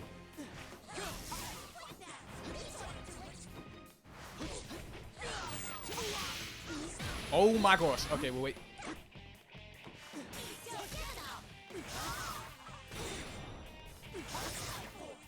Okay. Damn, okay. That's an interesting move.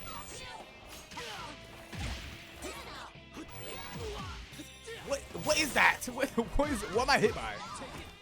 Yeah. Slide. Slide. Bang.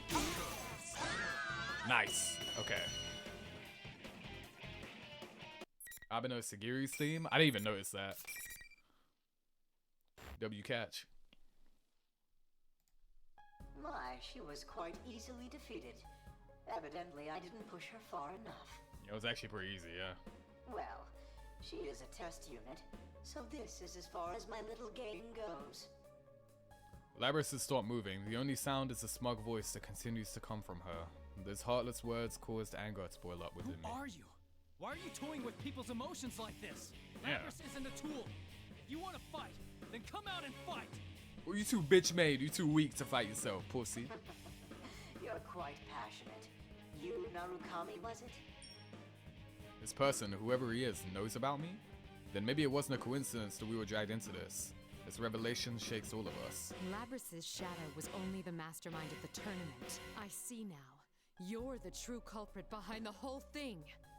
Indeed. It was I who stole Labrys away. Yeah, but who is you? Since I don't have a persona and can't enter a TV, I needed a puppet that could run amok for me. Labrys' persona was only partially awakened, So I had a feeling her shadow would appear if she underwent a little suffering. Chat, any guesses on who the fuck this is? You got the better of me this time. You deserve to know at least that much. Enough is enough. I know I've been so irritated, knowing I can't do anything to whoever's controlling Labrys. So your scheme hasn't ended. Well then, everyone, until we meet again. Oh, you are not about to be continued me again! The communication cuts off abruptly without answering me. Labrys immediately slumps to her knees.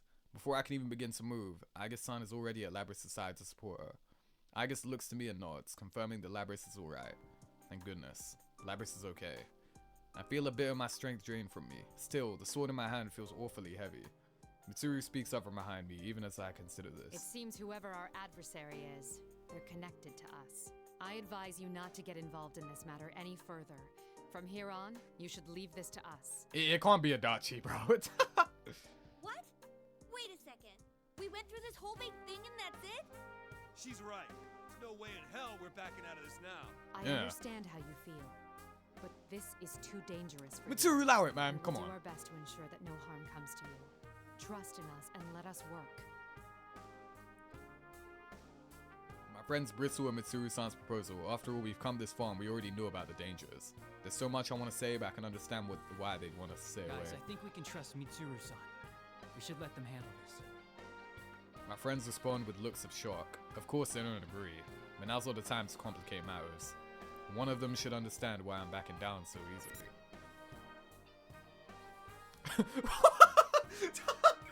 Oh yeah, Kanji would get it. Yeah, if there's anyone who'd understand, it's Kanji, yeah. Yeah, it's gotta be Kanji. I stared directly into Kanji's eyes for a moment, hoping that he understands my intention here. But Kanji blushes. What? What? Bro! What? Are you Oh hell no! Oh hell no! What? Oh, I love this character, bro. Nah, Kanji is, bro. Kanji's a great character, man. Hey, he's called Wanji for a reason, man. He's called Wanji for a reason. Just when you think the game's getting a little serious, it's like, wait, hold on. It's the Persona 4 characters, guys. It ain't gonna be that deep. It ain't gonna be that deep. Come on, Kanji, get with the program. Hey, wait. What did you think I did? Nah, that's funny as hell, bro. Bro, gotta lock in. I turned towards Yosuke instead. I fixed Yosuke with a stern gaze, hoping he'll succeed where Kanji failed. Come on, Yosuke, back me up. Yeah, we're all tired, so let's just get the heck out of here. Smooth, Yosuke. Bro, I'm not gonna lie. They should have been let Narukami speak, bro. They should have been let Narukami open his mouth, bro. This character is amazing. Have you noticed the second they let him open his mouth, he becomes way better? Come on, bro. I sneak a glance towards Mitsuru-san and the others to see if they've picked up on this, but none of them appear to have noticed. Maybe they're just not maybe they're just pretending not to notice. Well, in any case, it means we've been let go for now. I sigh with relief before urging everyone into the exit TV. When I return to the real world, exhaustion from the events of the day catch up to me. I'm more tired than I'd expected. Then again, I had been fighting all this time. Can't be helped. Everyone else seems tired too, so we decide to go our separate ways for the day.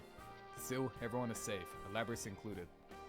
It will still be a while before this case is completely closed, but I think we can assume that the disturbance has been settled for now. I worry about the mastermind taking control of Labrys, but I need to rest for now. When I get back home, Nanako greets me with a bright smile. The moment I see that, all the exhaustion of the day hits me, along with a profound sense of relief. Can't keep myself from staggering. Nanako and my uncle were worried a bit by that, but that doesn't bother me at all. There was something I wanted to do in my room, but I hadn't even been there for an hour when my awareness melts into the darkness. A dream? No, that's not it. My vision is quietly enveloped by a familiar blue color. This is the Velvet Room. Oh, here we go. Margaret ready to lock in. The actions you took, the way you withstood this trial, it truly shook me to my core. Did it? You have bested the misfortunes dealt to you and learned an important lesson. Margaret smiling more than usual and appears to be blushing slightly as well. I only did what came naturally to me, but she must have discovered something more than that. The path that leads past the door that we've opened, the door to the future. I don't know what it is for sure, but I have a good idea that we've taken our first steps on it. I nod in understanding and Margaret continues. Now, I have a personal matter to discuss with you. Not as a resident of this room. The one with malicious intent who struck at you today. This malice has not faded or subsided in the least. Okay, it's clearly not over, is what she's saying. I'm worried about you. It may be that fate will deal you a third trial. Do you have the resolve to face it? Bro, Margaret really said, gang, you're getting milked for content, bro. You are strong. I will never cease to find you intriguing. It seems my fears were groundless. I'm already anticipating our next meeting. Until then, farewell. Margaret smiles once more and my vision begins to fade. The dream is ending. I fall into a deep sleep. Huh. What now, though? I wake up to my phone ringing. According to the call, we're supposed to meet up at the outskirts of the shopping district at the crossroads in front of a gas station. When I arrived, the other members of the investigation team had already shown up. Surprisingly, the one who called us was Labrys. She wanted us to come so that she could say her farewells to us. Ooh, is that it? Yeah, I'm pretty sure that's it. Man, it's so long. What the heck kind of car is that? How does it even turn corners? You know, I've actually thought the exact same thing of limousines, I'm not gonna lie. A long limousine drives up to us with surprising speed. It's so long that I can't believe that it's able to handle the country roads of Inaba. I don't think I'll ever see another automobile like this in my life. The limo slows to a stop and smoothly parks beside us. Mitsuru climbs out of the back of the seat and nods to us. Labrys and Akihiko are in the back seat as well. You're looking good, Labrys. Sorry I made you come here all of a sudden, but there was something I really wanted to tell you guys. When I look at her, Labrys smiles and looks embarrassed. She takes a moment to look around at all of us, then continues. I decided to work with Mitsuru-san. I want to catch the darn culprit. Not only that, but, you know how you guys had my back during this whole mess? Yeah. This time, I want to get yours. Aww, type shit! I can't help but smile with the conviction and trust in her words. Labrys has faced her weaknesses and accepted it, and she's about to begin walking toward the goal she found on her own. That's why I don't see any reason to stop her. It'll be sad to see her go, but this decision is one Labrys made for herself. Definitely ain't the last you've seen of me. When I come back, we'll hang out some, okay? Well, I already know this story has a sequel, so, I'll be waiting. I believe that. And so will everyone else. Come back soon. To lose such a rare beauty again. It's so tragic. The real tragedy is the fact that you're still here. That's what you're sad about? Everyone has their own response to Labrys' news, but one thing's for sure, we'll be waiting for her. There's no lie behind that sentiment. After all, she is our friend. Mitsuru-san tells Labrys that it's time, and they get back into the limo. Labrys looks me right in the eye. She seems as if she might cry any second, but is resolved not to. You guys are the best. I'm glad it was you who were there when I woke up. Well, see ya. Man, I like Labrys, bro. You know what? I can finally say it now. Now that I've seen enough of it, I like this character, bro. Labrys was great. I'm not gonna lie. Really, really good. Man and machine. I wonder if there's truly a difference between them anymore. The thought comes to me as we wave our final goodbyes to Labrys.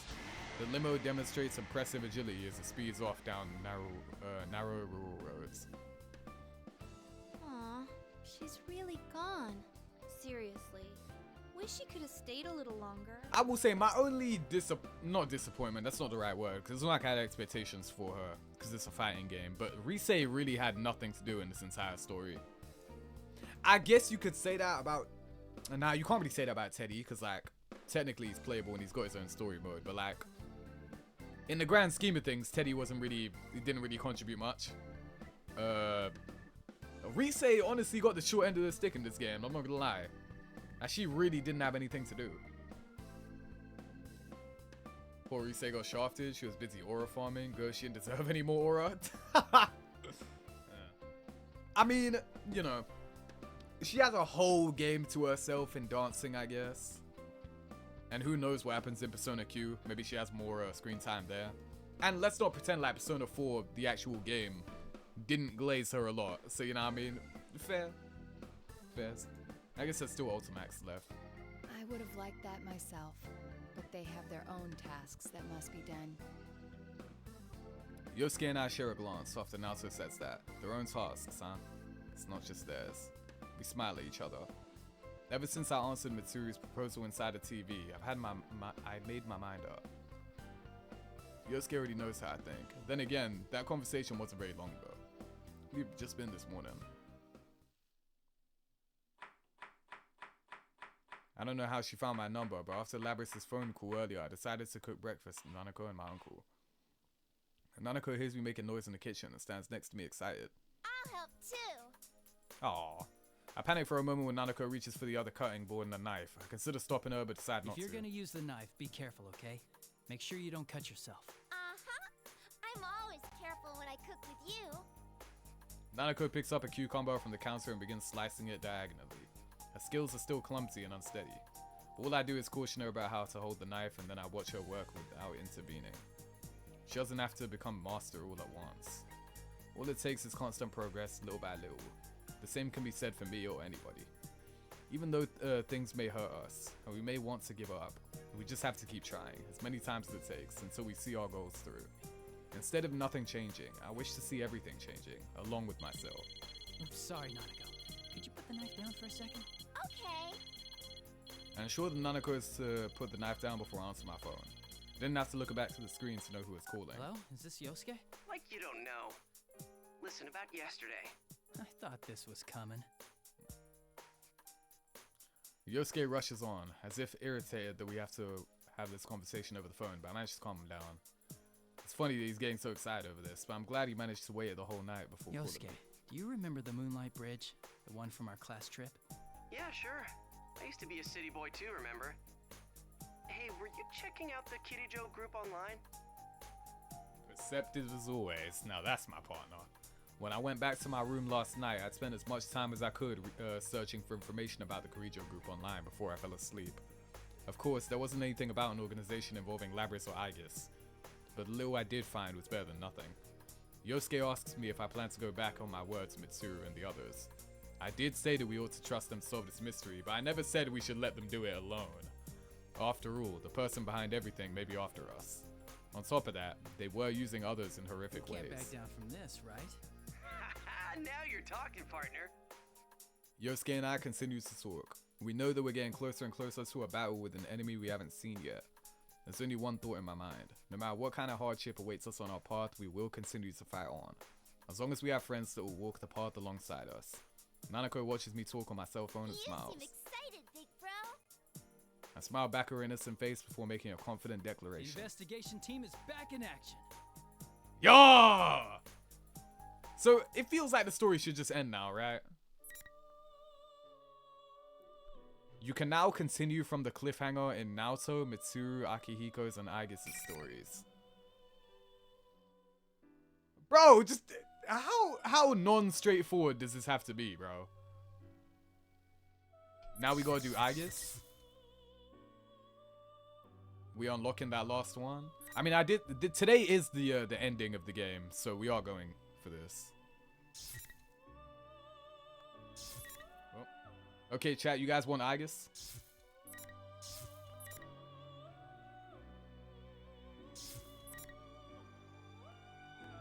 Wait, so how do you reach the end of the game? I don't get it. Okay, wait, chat, I don't really understand it though. Like, how do you actually beat the game? Like, I don't get it. Because, like, there's no way they would actually leave it that open-ended, especially considering the fact that this was their first fighting game. They didn't know if they were going to do another one. So I don't know why they would ever do that. Finish Labrys, 1 IT and 1 Shadow Op. Oh, let's get back to it. How is anyone supposed to know how to do this without just playing every single story? Okay, you know what? I think I made up my mind. I don't like the way the story is presented. I gotta be honest. Luckily, Ultimax keeps it simple and just puts it straightforward. You just play until we're done. I really don't like this anymore. I was trying to hold back and see the positives to it. I don't like it anymore. I gotta be honest. This is happening too much. But you know, whatever. I played every single story. I love the story and how it's presented. That's fair. That's fair. Like, I am enjoying it, but it's like, you know, we're doing a lot of like hopping around. Like, we're back here now. You know what I mean? Labrys murmurs her name to herself. Her head hangs lifelessly as she stares at her mechanical limbs.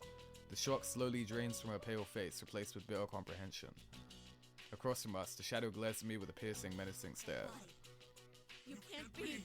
I am the same as you. 7th generation anti-shadow suppression weapon, Aigis. I am the model that came after you. Are you here to seize her? I won't let you. Not when I'm almost free. The shadow turns to its double and cries out impatiently. Labrys. Or do you want to be caught and locked in a cramped little box again? Her eyes wander in search of something to settle on, eventually fixates on Yosuke. But he's still in shock, unable to speak in the heat of the moment. That moment of silence is enough to shatter any hope of a peaceful resolution. Labrys smiles lifelessly and hangs her head. Don't get me wrong. I was just a little surprised. No, it's okay. That's how a normal person would react. Her sad, weak voice makes my heart ache. I won't let you take her back. I will gain my freedom, whatever it takes. Suddenly, the shadow fires its arm out. A long chain trails from behind it, wrapping itself around Labrys many times over. The shadow begins to pull her in with its winch. Unable to struggle, Labrys is dragged over to her captor, who lifts her over its shoulder. The shadow then runs full speed out of the announcement room. It fled with such explosive velocity that it's hard to believe it was carrying its own weight. Wait! I give chase. It's unfortunate that I can't explain the situation to Yosuke, but I have no choice. I exit into the hallway and see the shadow make it for the stairway leading upwards. This is the top floor, so it must be heading for the roof. I climb to the landing and take the stairway 2 steps at a time before throwing open the door. But I find there is not what one would expect to see on the roof of a building. It's best described as a TV studio. The spotlight hanging from the scaffolding, the cameras here and there. Up until now, no matter how warped things got, they still look like part of a school, but not here. Where's this place? I got a test I should be studying for tomorrow. I mean, you know, I never really studied the night before. Because I'd be like, bro, I either know it or I don't. Why the weekends gotta be so fast? I need an extra day? Nah, I hear it. Yosuke, I'm perplexed. Why do you chase after us? There's no one here who would warrant leaving his friend Rise's side. Suddenly, the area is shrouded in a menacing aura. The shadow appears. Still carrying Labrys over its shoulders. Labrys shouldn't be unconscious, but it isn't showing any sign of resistance. Persistent pests. Too bad for you. The Grand Prix is still on. Have fun wasting time fighting each other. Hey, wait! As soon as Yosuke turns around to give chase, he runs up against something. I try stretching out my hand, just as I thought there's an invisible wall. Though it wasn't here when I climbed up the stairs. The only door back into the school is the one beyond the wall. In other words, we're trapped. Yosuke hangs his head in shame and looks at me awkwardly. Yes, this means we have to fight. Sorry, I feel like I got in your way. Came here without thinking and fell right into the enemy's trap. I'm sure that's what he's thinking.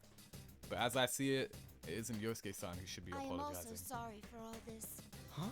We are the ones ultimately responsible for this incident. I am sorry to have dragged you all into it. If your friends are safe, I would suggest you evacuate at once. But I must go after her. There's no need for you to take the blame. I mean, I feel the same about wanting to go after her. Why?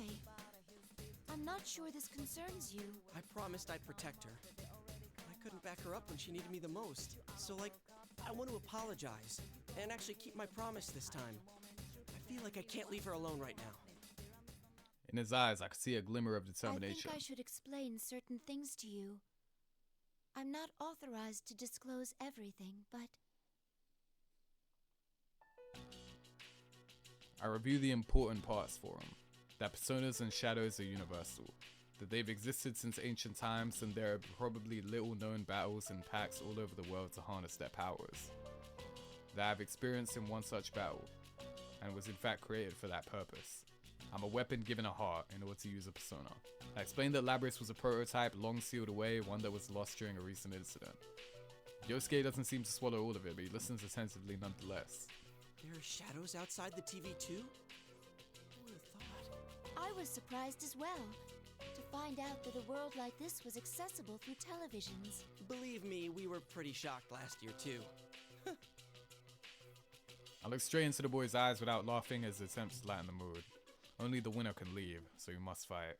There's no ignoring that cold fact. I expect the shadows set this up to buy time. We don't have a moment to waste. I don't say anything, but Yosuke seems to get the picture. Can you tell me something? What's going to happen to Labrys once you catch her? I cannot answer that. Yeah, I thought so. You did say that she was a weapon after all. Not really surprised you can't talk about it with outsiders. Is that all? I must go get her back. If you cooperate with me, I am sure I can knock you out painlessly. In response to my blunt suggestion, a weary smile appears on Yosuke's face. However, his eyes still have that Sorry, gleam. but I can't back down. Are you really going to fight me? Not to boast, but you would challenge a living weapon? She said she wanted to be free. Hey, I made her a promise. I want to see it through. I guess you could say it's a guy pride thing? He jokes about it, but there is resolve behind his words. He will not back down.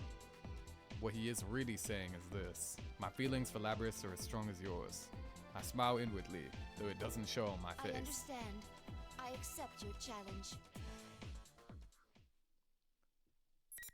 Rare Yosuke W. What?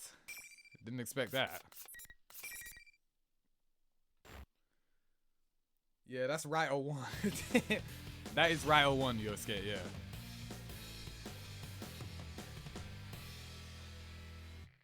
Well, alright. Well, if that's what you want. Whoa, whoa, whoa, whoa, whoa.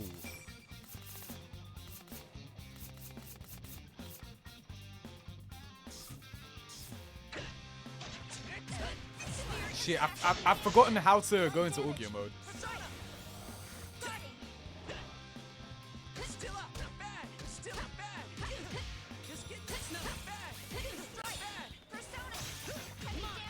Shit, I forgot how to do it. Oh, I forgot, bro. I forgot how to go into Aigis mode.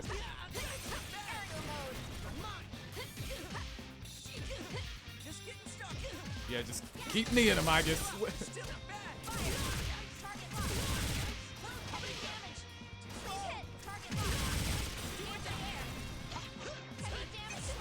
Okay, this AI doesn't move.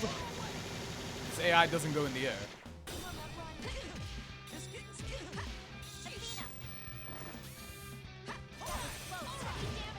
Shit. Shit. I need more bullets. There we go.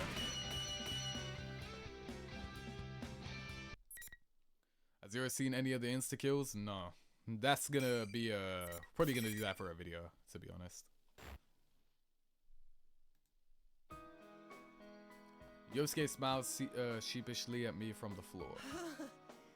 I had a feeling I didn't have a chance against a pro like you. Ow. You sure are strong, Aigis-san. Are you all right? He waves his hand to show that he's fine. He should be exhausted. Perhaps the male pride prevents him from admitting Looks it. like I'll be staying behind. I will do what I can to not force anything on my sister that she does not want. Can you tell her that I wanted to apologize to her too? Of course, I'll tell her myself once this is all over, but... Oh, and one more thing. Tell her we can have a party when this is all over. Yosuke-san. Oh, you're invited too, of course. My heart is warmed. He's not just worried about Labrys' safety, he's worried about her heart. I nod vigorously. Yes, I will make sure to tell her. Though, we are not capable of eating food. Will that be a problem? Really? Nah, it's no problem at all. Thank you. I will save Labrys from this world, from her cell of solitude. There are people in the outside world who accept us as allies. Some of them consider us friends. I'm happy that hope is so close by. Be careful. That shadow looked pretty strong. I will. Please stay safe. As he cheers me on from behind, I leave the roof.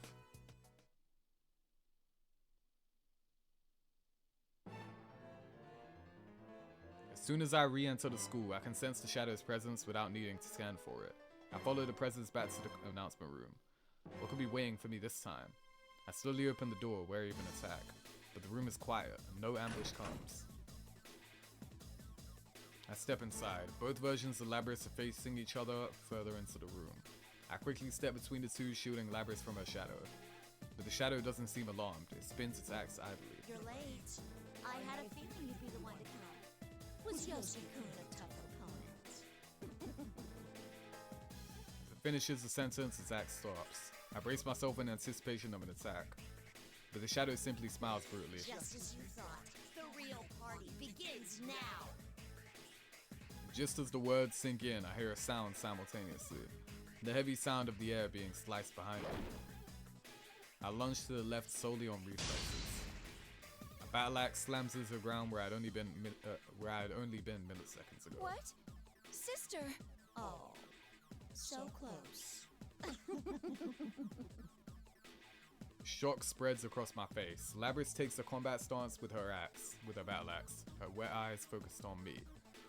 She's chosen to fight for the unreal school. Is this what you really want? What else is there for me? Labrys sounds resigned in her reply. I have no answer for her.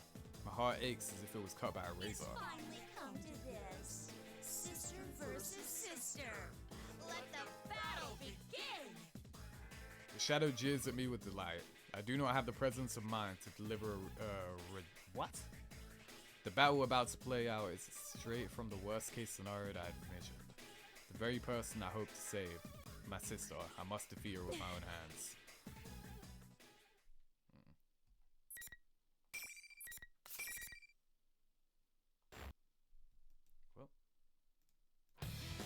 Well, ladies and gentlemen, sister versus sister. The blonde one will win. Oh, the cutscene song is playing, like from the P1 Climax trailer. Damn, I got hit by the cross up. Damn, I got hit. Damn, I got grabbed.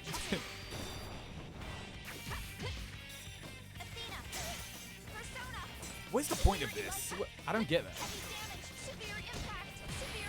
Ow. Oh my gosh! Damn, Labrys, what the hell? What? Damn, what? Bro, every time I block low, she hits a high. Every time I block high, she hits low. Okay, I got cooked. What the? Well, I ain't gonna lie, I got completely downloaded, bro. I got completely downloaded, bro. Bro got nazzed? That's crazy. That's an insane thing to say.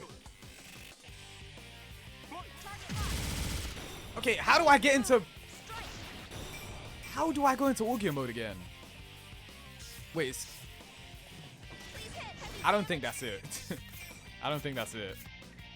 Escape change. Oh, mode change, right. Down. Okay, it's a down input. Okay. Okay, get away from me first.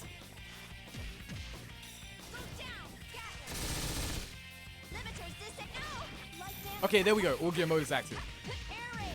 There we are. Yeah. You guys ready for this? Fuck. No, it's already gone. What? I didn't even use it for real. Okay. I thought that would last way longer. I'm not gonna lie. Ow. Ow.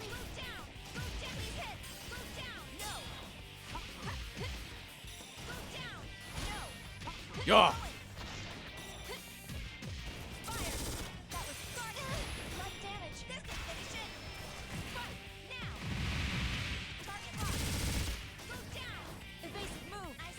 Nice. Okay, okay. Okay, okay. Nice. We did it. We did it. Alright. Bro, this game's probably so cool to actually learn. Unfortunately, we're just doing story mode, so you know. Why can't I stay like this? The hope she risked so much to gain has been shattered. She mutters piteously as she falls. She's not the only one who wants to collapse. I never imagined this would be so painful. Every time my attacks connected, I felt as if I was tearing out a piece of my heart. This unwanted exchange of violence ending in one of our destruction leads to nothing but despair. Each time I felt that pain, the memories of Labrys I saw in the classroom, those vivid images made sense. The sterile mechanical rooms that made up most of her visual memories. It must have been the facility where she was created. At that facility, Labrys is forced to endure the same pain she's feeling now. In order to gather combat data, she was forced to destroy her sister models, even though they had hearts. Not just once or twice, but over and over and over. It's too much for mine to immediately comprehend. Agitation spreads through me like a fever. I clutch my chest. I knew that you couldn't beat her. The shadow, in contrast, is completely nonchalant. But wow, you really didn't have any qualms about attacking her. Deep down, you must really want to make them suffer, don't you? You want them to go through what you had to. No! You want the everyday boys and girls to experience what you had to go through, right? That's why we're in a school having a fighting tournament. You want to see close friends fight for their lives against each other. Because if they do that, then they might understand. You want to make them understand. That ain't true! But it was no use. Even another living weapon can't understand you. It's alright then. You don't have to worry about that anymore. I'll take care of everything from here. I'll destroy anyone who doesn't understand you and comes to get in your way. Just like you once did. Please stop! That's all a lie! You're not me! There we go. Finally! You finally said it! I'm finally free! The shadow's eyes start to glow, full of life. It isn't just a change in its attitude, its power seems to actually be rising. Did something in its conversation with Labrys catalyze this change? Too late, it hits me. But what did the shadow want with Labrys? It was trying to buy time, which meant it needed something from her. It's time for the true star to take the stage. Its shout shakes the air. As if in response to this cry, the room begins to warp. The view beyond the window shimmers ominously.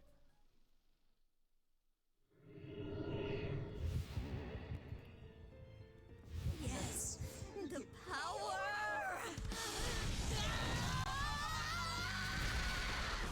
We get to see this again.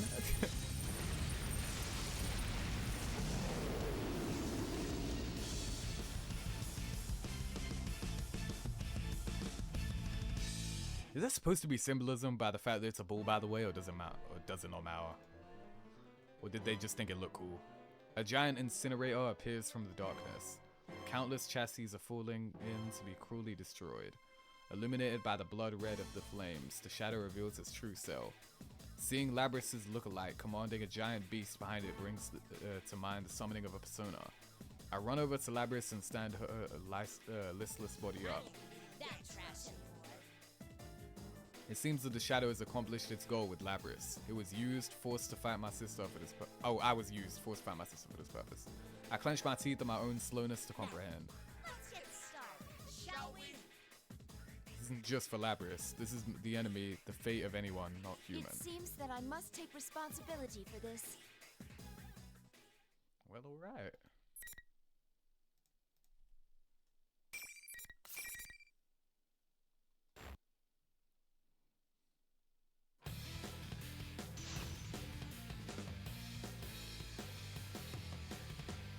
Chat, can someone do uptime real quick? How long have we been here? Didn't I start this at like 3:30 or something?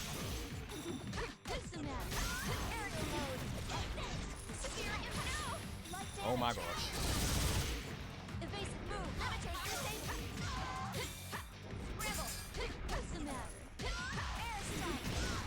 Yo.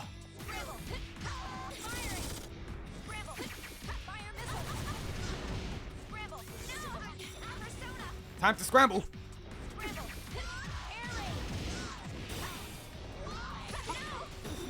Bro, Orgia mode makes her so much cooler.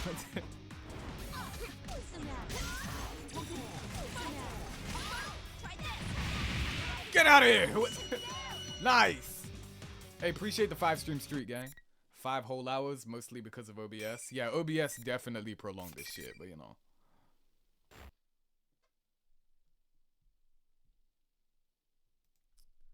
The monster's form melts away as it disperses like fog.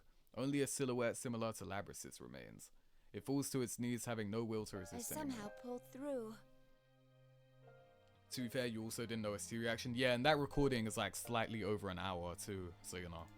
That definite. This stream was really packed. Well, more so than expected, actually. Are you all right?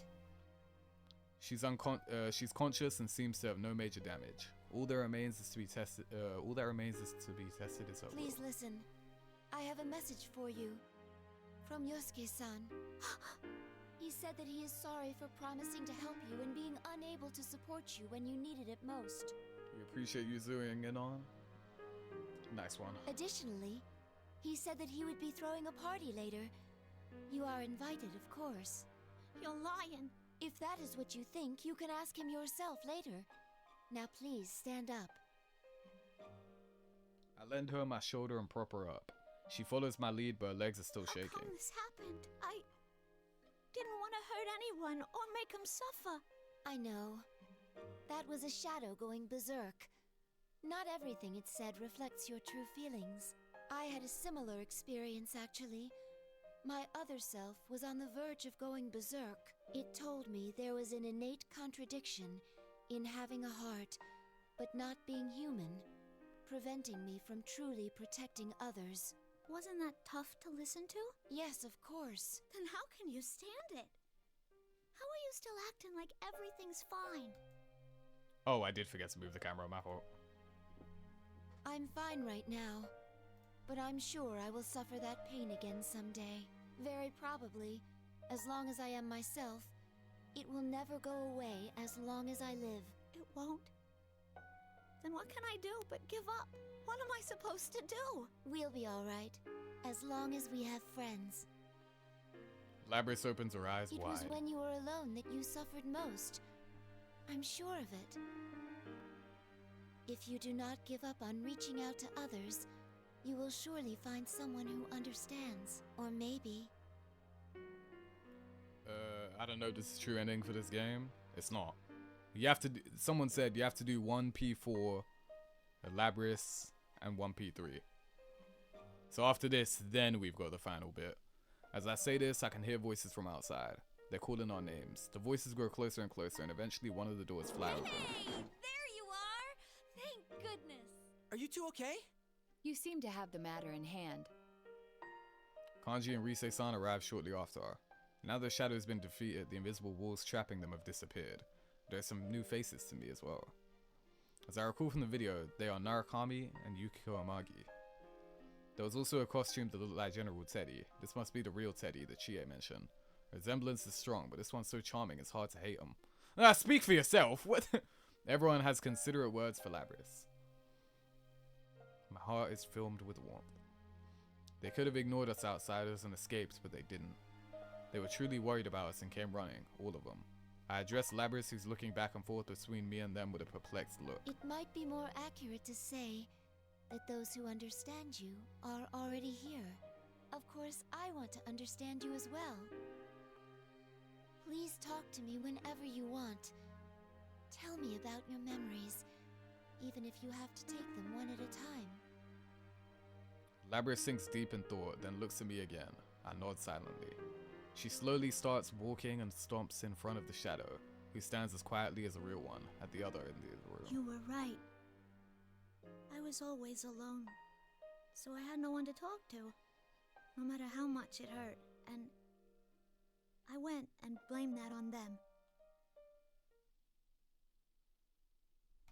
Here we go.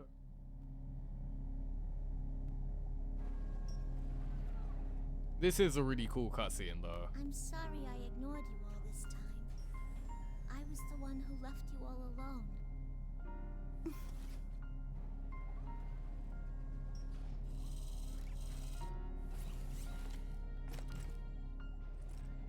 I don't mind seeing this cutscene again. You are me, after all.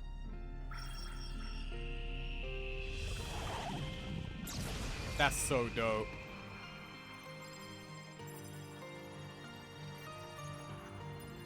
Now I know Leitmotif. What is that, the name of the song? This is a really cool one, bro. Bro, I feel like they should just make this into a show, bro. It would be much more effective, too. Like, this is dope. This is my persona.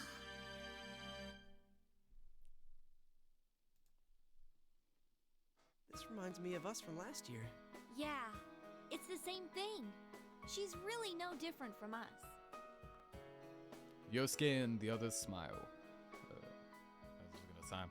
To acknowledge one's weakness in front of others, they must have earned their personas through the same ordeal. I can see now why their bond is so strong. The tension in the air evaporates. Just as Labrys' expression softens, a familiar voice comes from behind. Is that Labrys? Everyone turns to look at the newcomer. Mitsuru-san, Akihiko-san, you're all right. Of course we are.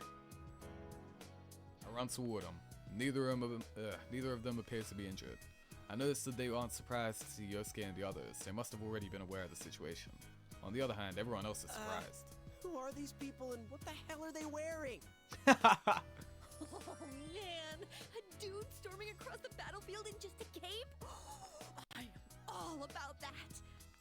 What, just because it's like a superhero or something? I'd say you've got good taste. Seriously? Labrys grabs weakly at my arm. Don't worry. I smile and nod. She still bites her lip in anxiety, but she's no longer afraid of everything. You're Labrys, correct? Labrys simply nods in response to Mitsuru-san's question as she walks up. Glaze me. Polish this, Willie. There's a moment of silence.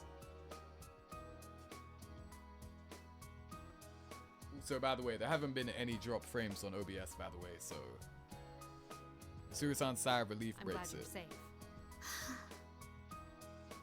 Labrys smiles back awkwardly. The look on her face helps dispel the tension of Yosuke-san and his friends. Mitsuru notices this as well. I step forward alongside Mitsuru to introduce ourselves and show our appreciation. It seems they've never met a Persona user who didn't awaken in the TV world. We spend some time discussing our respective circumstances.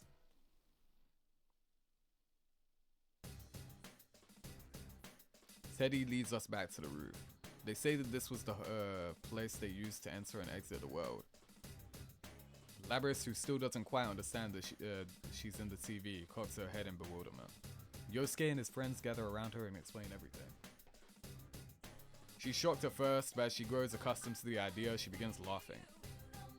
She's relieved. I leave Labrys to them. I approach Mitsuru and Akihiko. I relay to them all the information I've gathered on this case so far.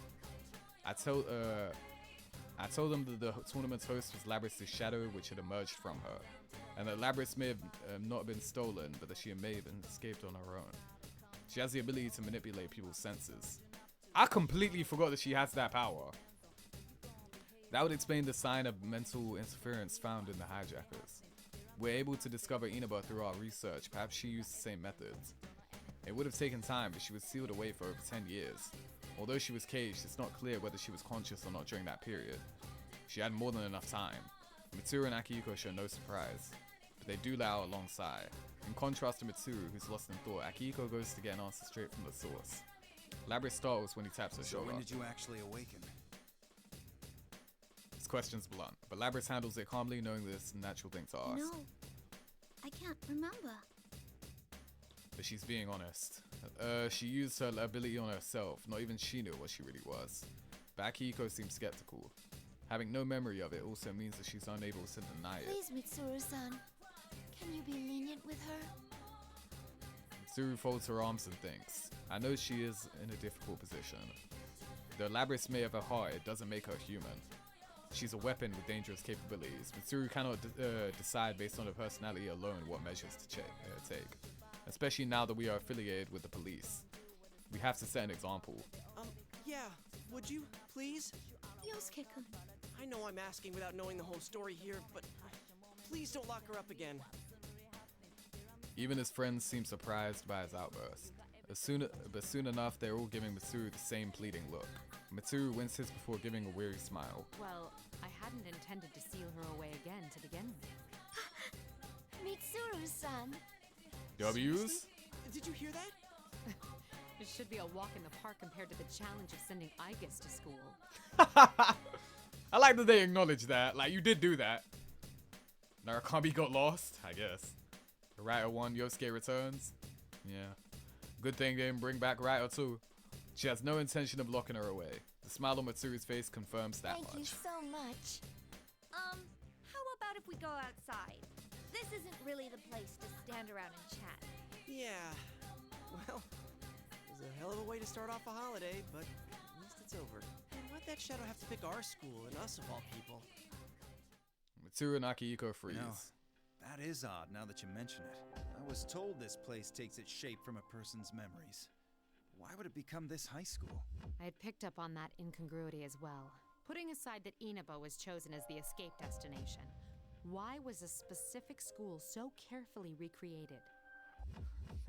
They saving Raito too for dancing? I hope not. I also have my doubts about Labrys' power. Strictly speaking, it doesn't rob one's sanity.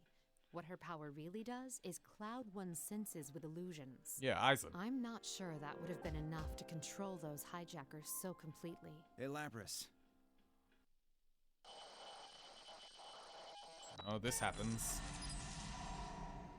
Hey, what's the matter? She's... Stay back, everyone! Sister? Okay, yeah, we've seen this. No! Why?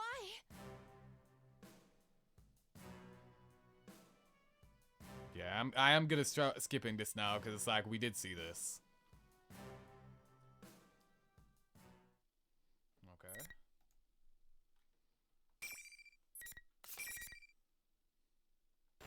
Aigis' version of this confrontation rocks. Let's see. There we go. I do know how to enter Orgia mode straight away, so I should be able to rock your shit.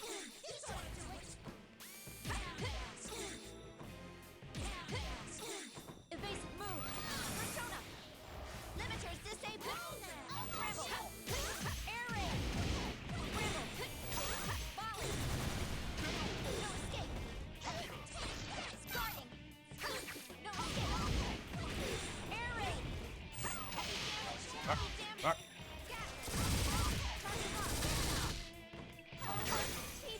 Okay, Persona break. Nice.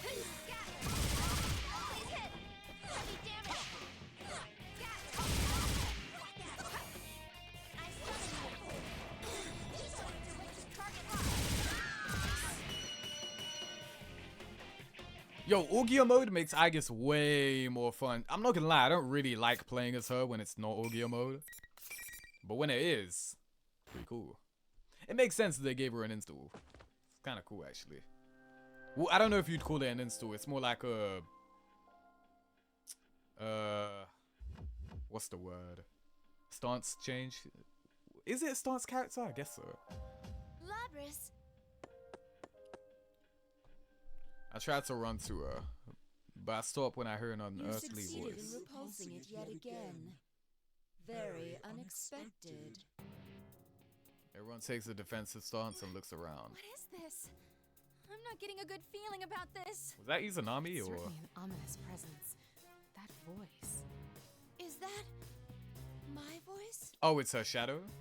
Yeah, it is. Before I can react to an unnatural looking shadow, a clump of darkness, thick as a pool of blood, forms next to Labrys. Our true enemy rises up from the sludge. It's a sight I'll never forget. Aigis-san's shadow? To think you'd fight back this fiercely. No wonder you once drove back a god. Ah, they're referring to Nyx? That's dope. Yes, I want them even more now. Want them? What does that mean? Yosuke lashes out at the enemy, but ignores him and continues talking. Sadly, it seems things won't be going according to plan this time. But I'll make use of what tools I have to the very end. This is my last chance. No, more like a marvelous entertainment. Entertainment? Instead of answering, it raises its right hand over to Labrys. Stand, my puppet. Is it controlling her? Sister! She doesn't answer. Her face is a blank stare and her shoulders hang unnaturally. She's every inch its puppet.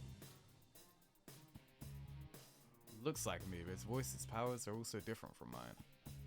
Before I come to a conclusion, the enemy uses Labrys to make its next move. This form is exhausted from constant battle and will be useless as an asset. But unless you destroy it, it will keep rising up and attacking you all. What will you do?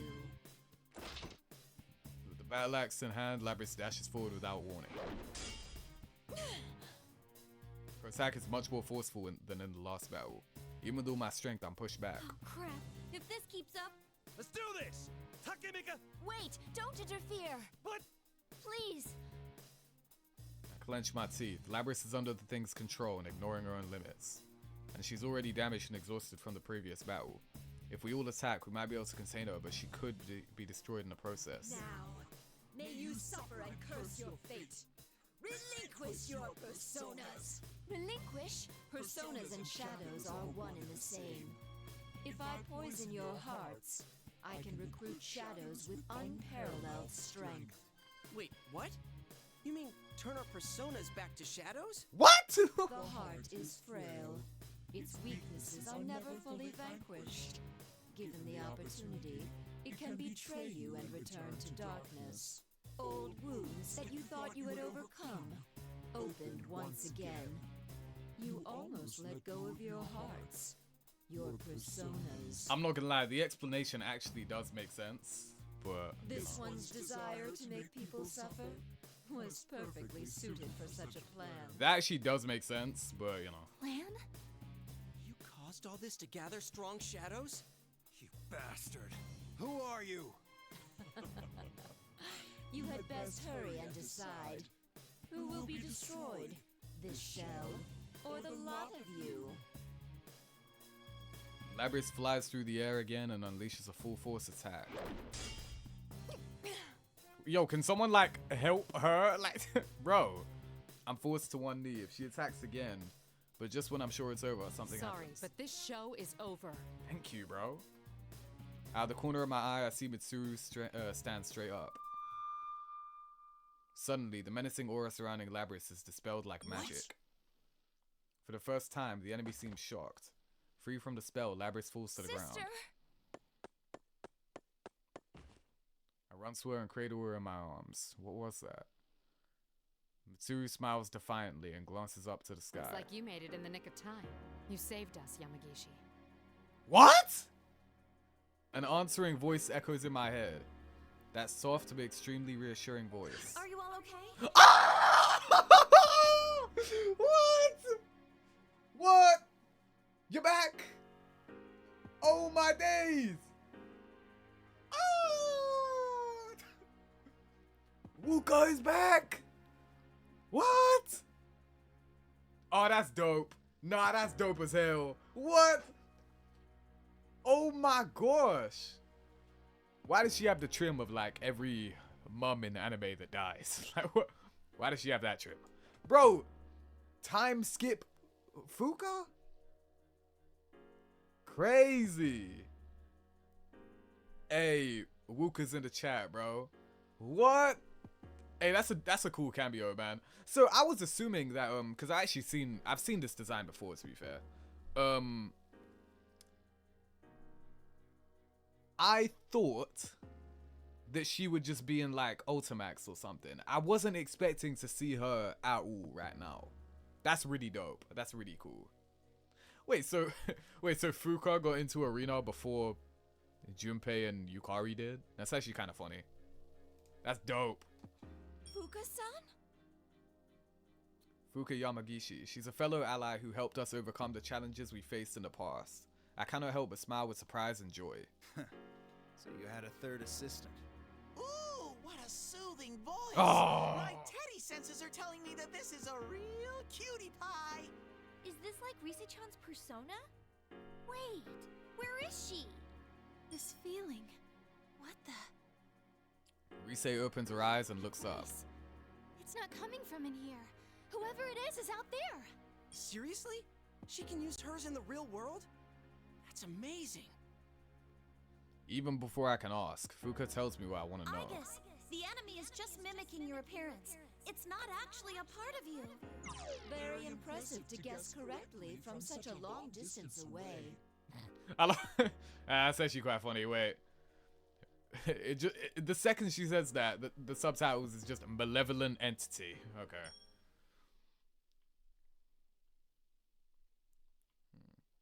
She transmits her voice directly into people's minds. Other people shouldn't hear anything. Yet the enemy is responding to her. I raise my guard in spite of myself, but there's no fear in me. My doubts about the enemy, my hesitation are gone. My heart starts to burn. Heartful cry playing? What is this? I've never felt this heated emotion running through my body before. You must be the one behind all this. You stole Labrys and threw her into a TV. You were after Persona users from the start. That's why you chose this school and tampered with Labrys' memories. And you just demonstrated how you controlled those hijackers. So this must be the real puppet master. Can we get her a name, maybe? That voice who tried to dissuade me back in that classroom. You're quite slow for a machine. Can't you tell by looking at me who that was? So that wasn't something my heart saw, but just a malicious whisper. The fire in my heart is stoked higher, and I make a fist without realizing it. I thought this entire incident was just an unfortunate event caused by my sister's suffering, but her pain was all orchestrated by someone. This isn't her tragedy. Someone saw to it that this would happen. And not just to Labrys. Whoever did this tried to manipulate the pain in my heart too by posing as my shadow. And to top it off, the culprit posed as everyone here to make them distrust each other, reopening old wounds. This is all an evil plan. I am not human. Because of that, I hold the heart and bonds of the others to be sacred. They saved me. They keep me going now. And yet, it tested those bonds and used our anguish for its own purpose. Our hearts were nothing but tools to it. Tools to hurt others. I see. I get it now. This rolling, violent surge of emotion. This shaking, burning, erupting sensation. I realized that this is a type of emotion which can be described in a single word. This is fury. Are you angry? All right, I'll play along. The show must go on, right? Bro. You've gone too far. Aigis, bro, Heartful Cry is such a good theme song for a character, bro. Oh my gosh. That was dope. Nah, that was tough. That was too tough, bro. Alright. So it's not Shadow Aigis. It's something else. Okay. It's just it just tricked us into thinking it was Shadow Aigis. What the? Oh, I get it. I guess it's just using the player 2 colors or something. Okay. Metis with Shadow Aigis. Yeah, so you know what? It makes sense that we wouldn't... Yeah, you know what? That makes sense. Because then it's like, we've already seen what a Shadow Aigis looks like, and it's not this. Okay, you know what? That was probably the best giveaway. My fault. Damn, I activated Orgia mode before me.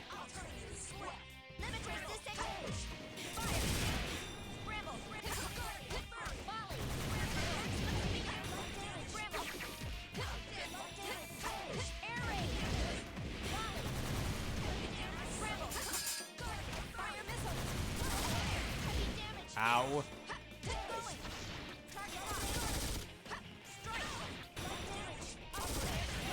Damn.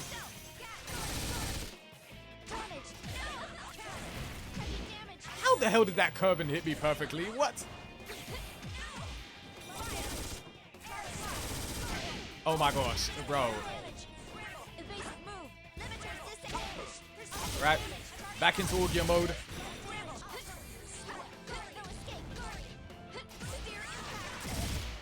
Shit.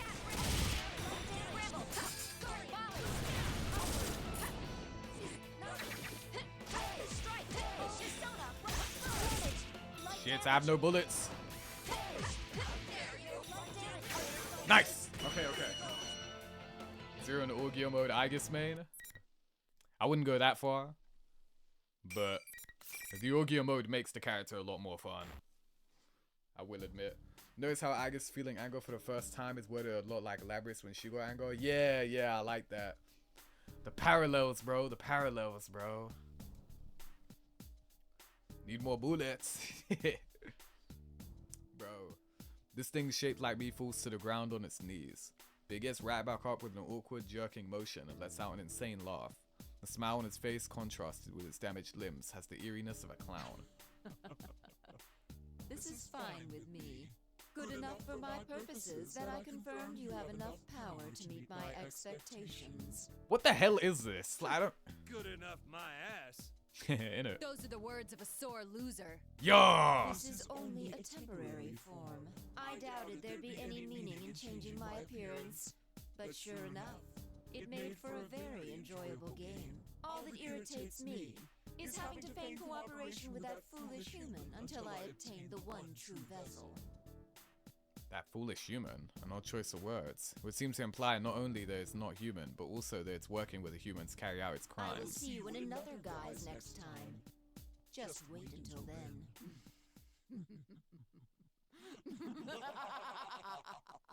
Bro, I don't understand what's going on no more, bro. Yamagishi. The reading disappeared. It didn't move, it just vanished. What could this mean? Back to square one again. Kiko lets out a heavy sigh. It even had to exit on a lame, evil laugh. Innit? Another guise, huh? Where the hell did you come from? Whoa, where did you come from? Don't even think about coming around here again! Wait, was he here the whole time? What the? Should we put up some talismans? I've got a lot left over from when we were putting them up in our inn. Damn, she said, hey, we ain't fucking with Juju. Let's do it. Well, even if it shows up again, it'll get double the pain we gave it this time. Wait, Narukami was here the whole time? What the? Who could it be, though? How did it know about our personas? That aside, it sure had a sneaky way of doing things. This is twice I've been kidnapped into the TV world, you know. Twice! Yeah, probably sucks. The irritation is obvious. Hey, make it thrice, man. I don't know what happens in Ultimax, but you know. And it's only natural. They were toyed with too, and they do not take Labrys' treatment well. But I kind of encourage them to settle the score. Akihiko apparently thinks the same thing. Don't worry about it. We'll handle things from here. Wait, but it kinda said it was still after us. Narukami thinks this was P4G with how he wasn't speaking. He said, oh yeah, I'm allowed to talk in this one. Of course. You should be aware that the enemy is out there. Akihiko only means that there is no need to abandon your lives to pursue it. We will do our best to ensure that no harm comes to you. That is, after all, our duty. But... Guys, let's leave this to them. You can... Okay, so Narukami lying about leaving it to them is just 100% canon. Okay, some things are just always the same. They're right that we need to go back for now. You look beat. Yusan, aware of the situation, speaks out. Perhaps he senses our dilemma. I'm sorry, everyone. He nods and looks at Yosuke, who reluctantly gives up. Their ability to communicate through eye contact only proves the strength of their bond. Alrighty, attention please. The trip doesn't end until we get out of the TV. Dude, we were in the middle of a conversation. What's this about a trip? You really gave us a scare disappearing like that. And this isn't the first time either. It's not my fault. Or should I actually sponsor the next Miss Inaba? Don't even think about it. Chie-san's fist is still shaking with anger after impacting Teddy at full strength. There are times when you should give it your all because it's your friend. How beautiful friendship is. I comprehend. After everyone calms down, we finally move on to the main subject. We all gathered on this roof in order to leave this world. After getting everyone's attention, Teddy makes a few narcissistic remarks and clicks his heels. Then, like a magic trick at a party, some old TVs appear in a puff of smoke. What are you doing with this ancient TV? Man, where'd you even get this? It's a Teddy Vision! You can get out from here! This TV is our escape route? Can we really fit inside? Ooh, are you a little too front-loaded to fit? In that case, I wouldn't mind helping you squeeze through!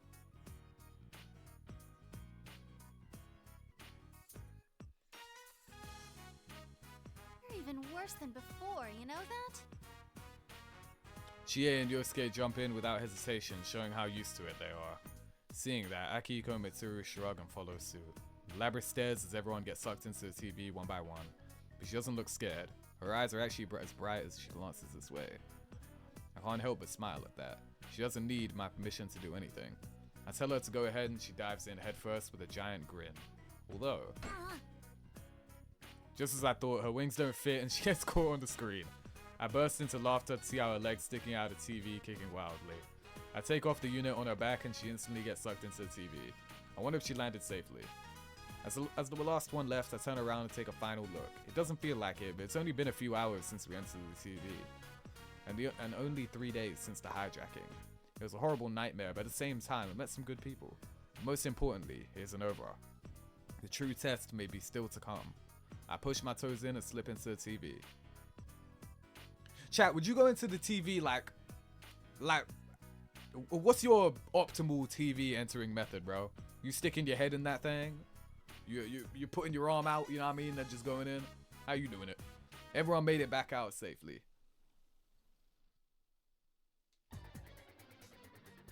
When we return to the real world, I'm surprised to find myself in Juness.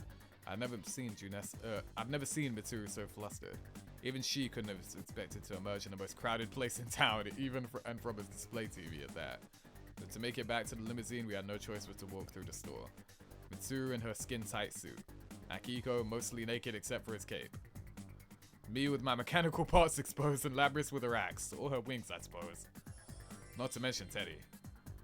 Rise and Naoto are both public figures, one is an idol and the other's a detective. We make quite an outlandish procession. Considering the nature of our operations, I hope to avoid any pictures taken with phone cameras. However, as we walk along, I soon find that my fear of cameras is baseless. In fact, it's not the cameras we need to worry about at all, it's the police. I find myself anxious in this completely unexpected situation. An arrest would mean disgrace as an unofficial unit, and I'm sure Yosuke and the others would like to avoid the inside of a juvenile hall. Everyone hastily agrees with each other and takes off at full speed. I can hear Yosuke and Chie loudly complaining about the unfairness of the world.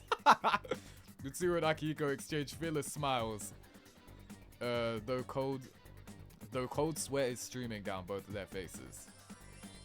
Teddy and Labrys seem like they're having fun. I don't think they understand the situation. Yu and Yukiko run without a word like determined athletes. Kanji tries to turn and fight every so often with Naoto having to stop each time. Rise switches on her cell phone to find an alarming number of missed calls, which seems to be the bigger problem for her. That was actually quite funny. Her just assessing everyone's reaction to this shit. In the end, our parting with the Yasagami High School students concludes with a brief goodbye as we all scatter like birds. That was funny. Well, that's one way to end it. That night, we decided to stay the night in Inaba for a quick health checkup and a review of the case. After finishing the necessary steps, we decided to take an early rest. The true culprit is still out there, and Labrys needs to get a lab for proper maintenance. We're going to put Labrys in a lab? After 10 years of stasis, she was suddenly forced into a series of stressful battles.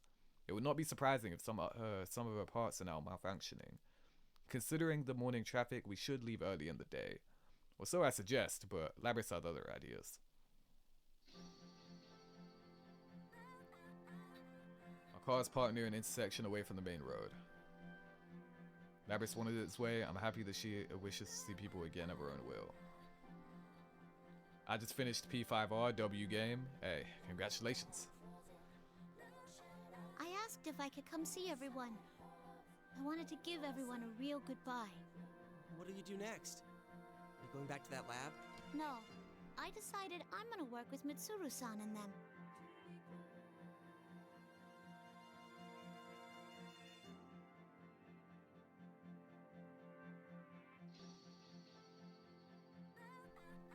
I want to do my damnedest to catch whoever used me to bait a trap for you all.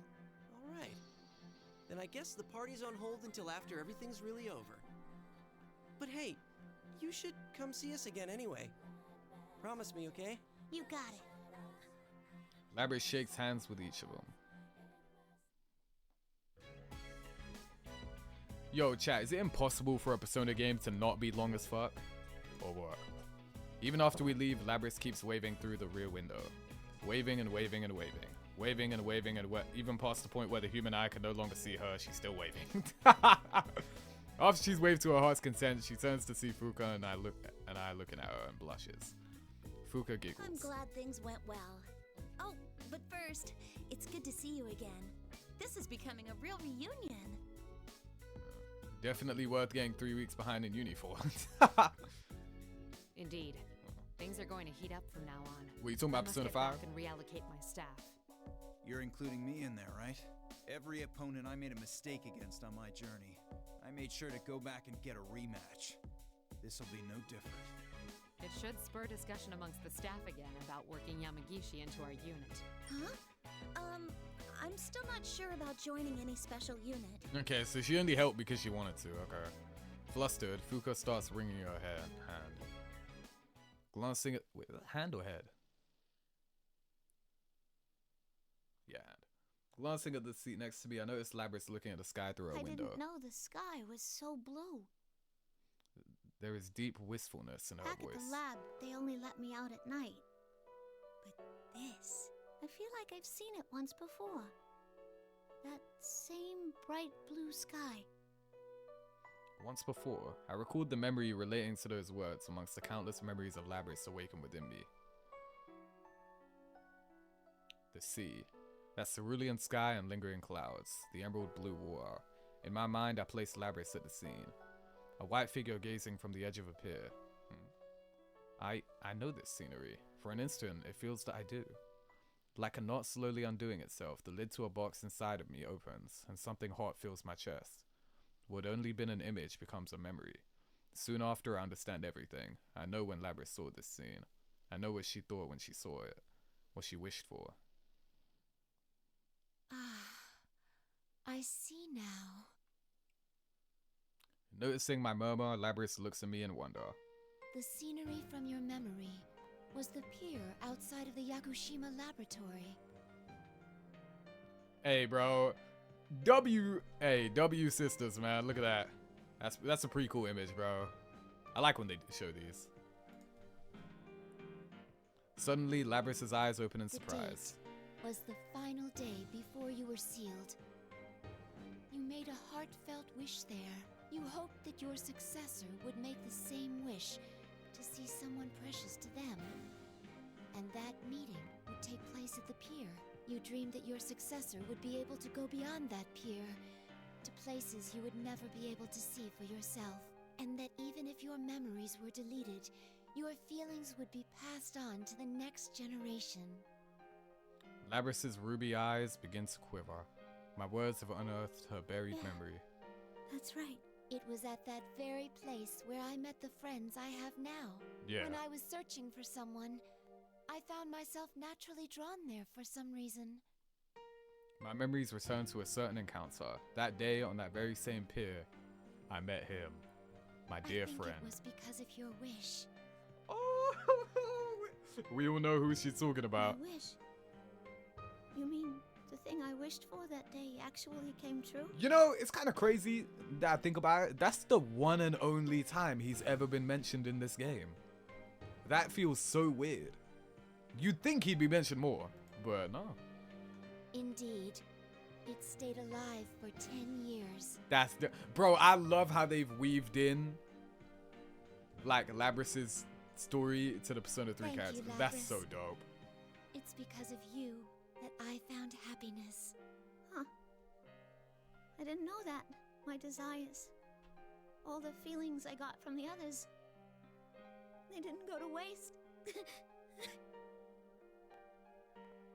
Tears stream down Labrys' cheeks. I stretch out a finger to wipe them off, but it's already wet from a drop on my own cheek. Mitsuru and Fuka smile at us gently. Fuka seems a bit teary-eyed herself. I gotta thank you, too. You made me remember something important. After wiping her tears, Labrys looks at me, her eyes clear and determined. Someone I have to find. I need to meet her so I can tell her something. I'm about to extend my hands to shake hers, but now it seems too distant a gesture for us sisters. Instead, I pull her towards me and look her face to face. I'm sure you will. You're not alone anymore. We can search for her together. Yeah. Thanks. As the sun shines down, she gives me the biggest smile I've seen on her yet.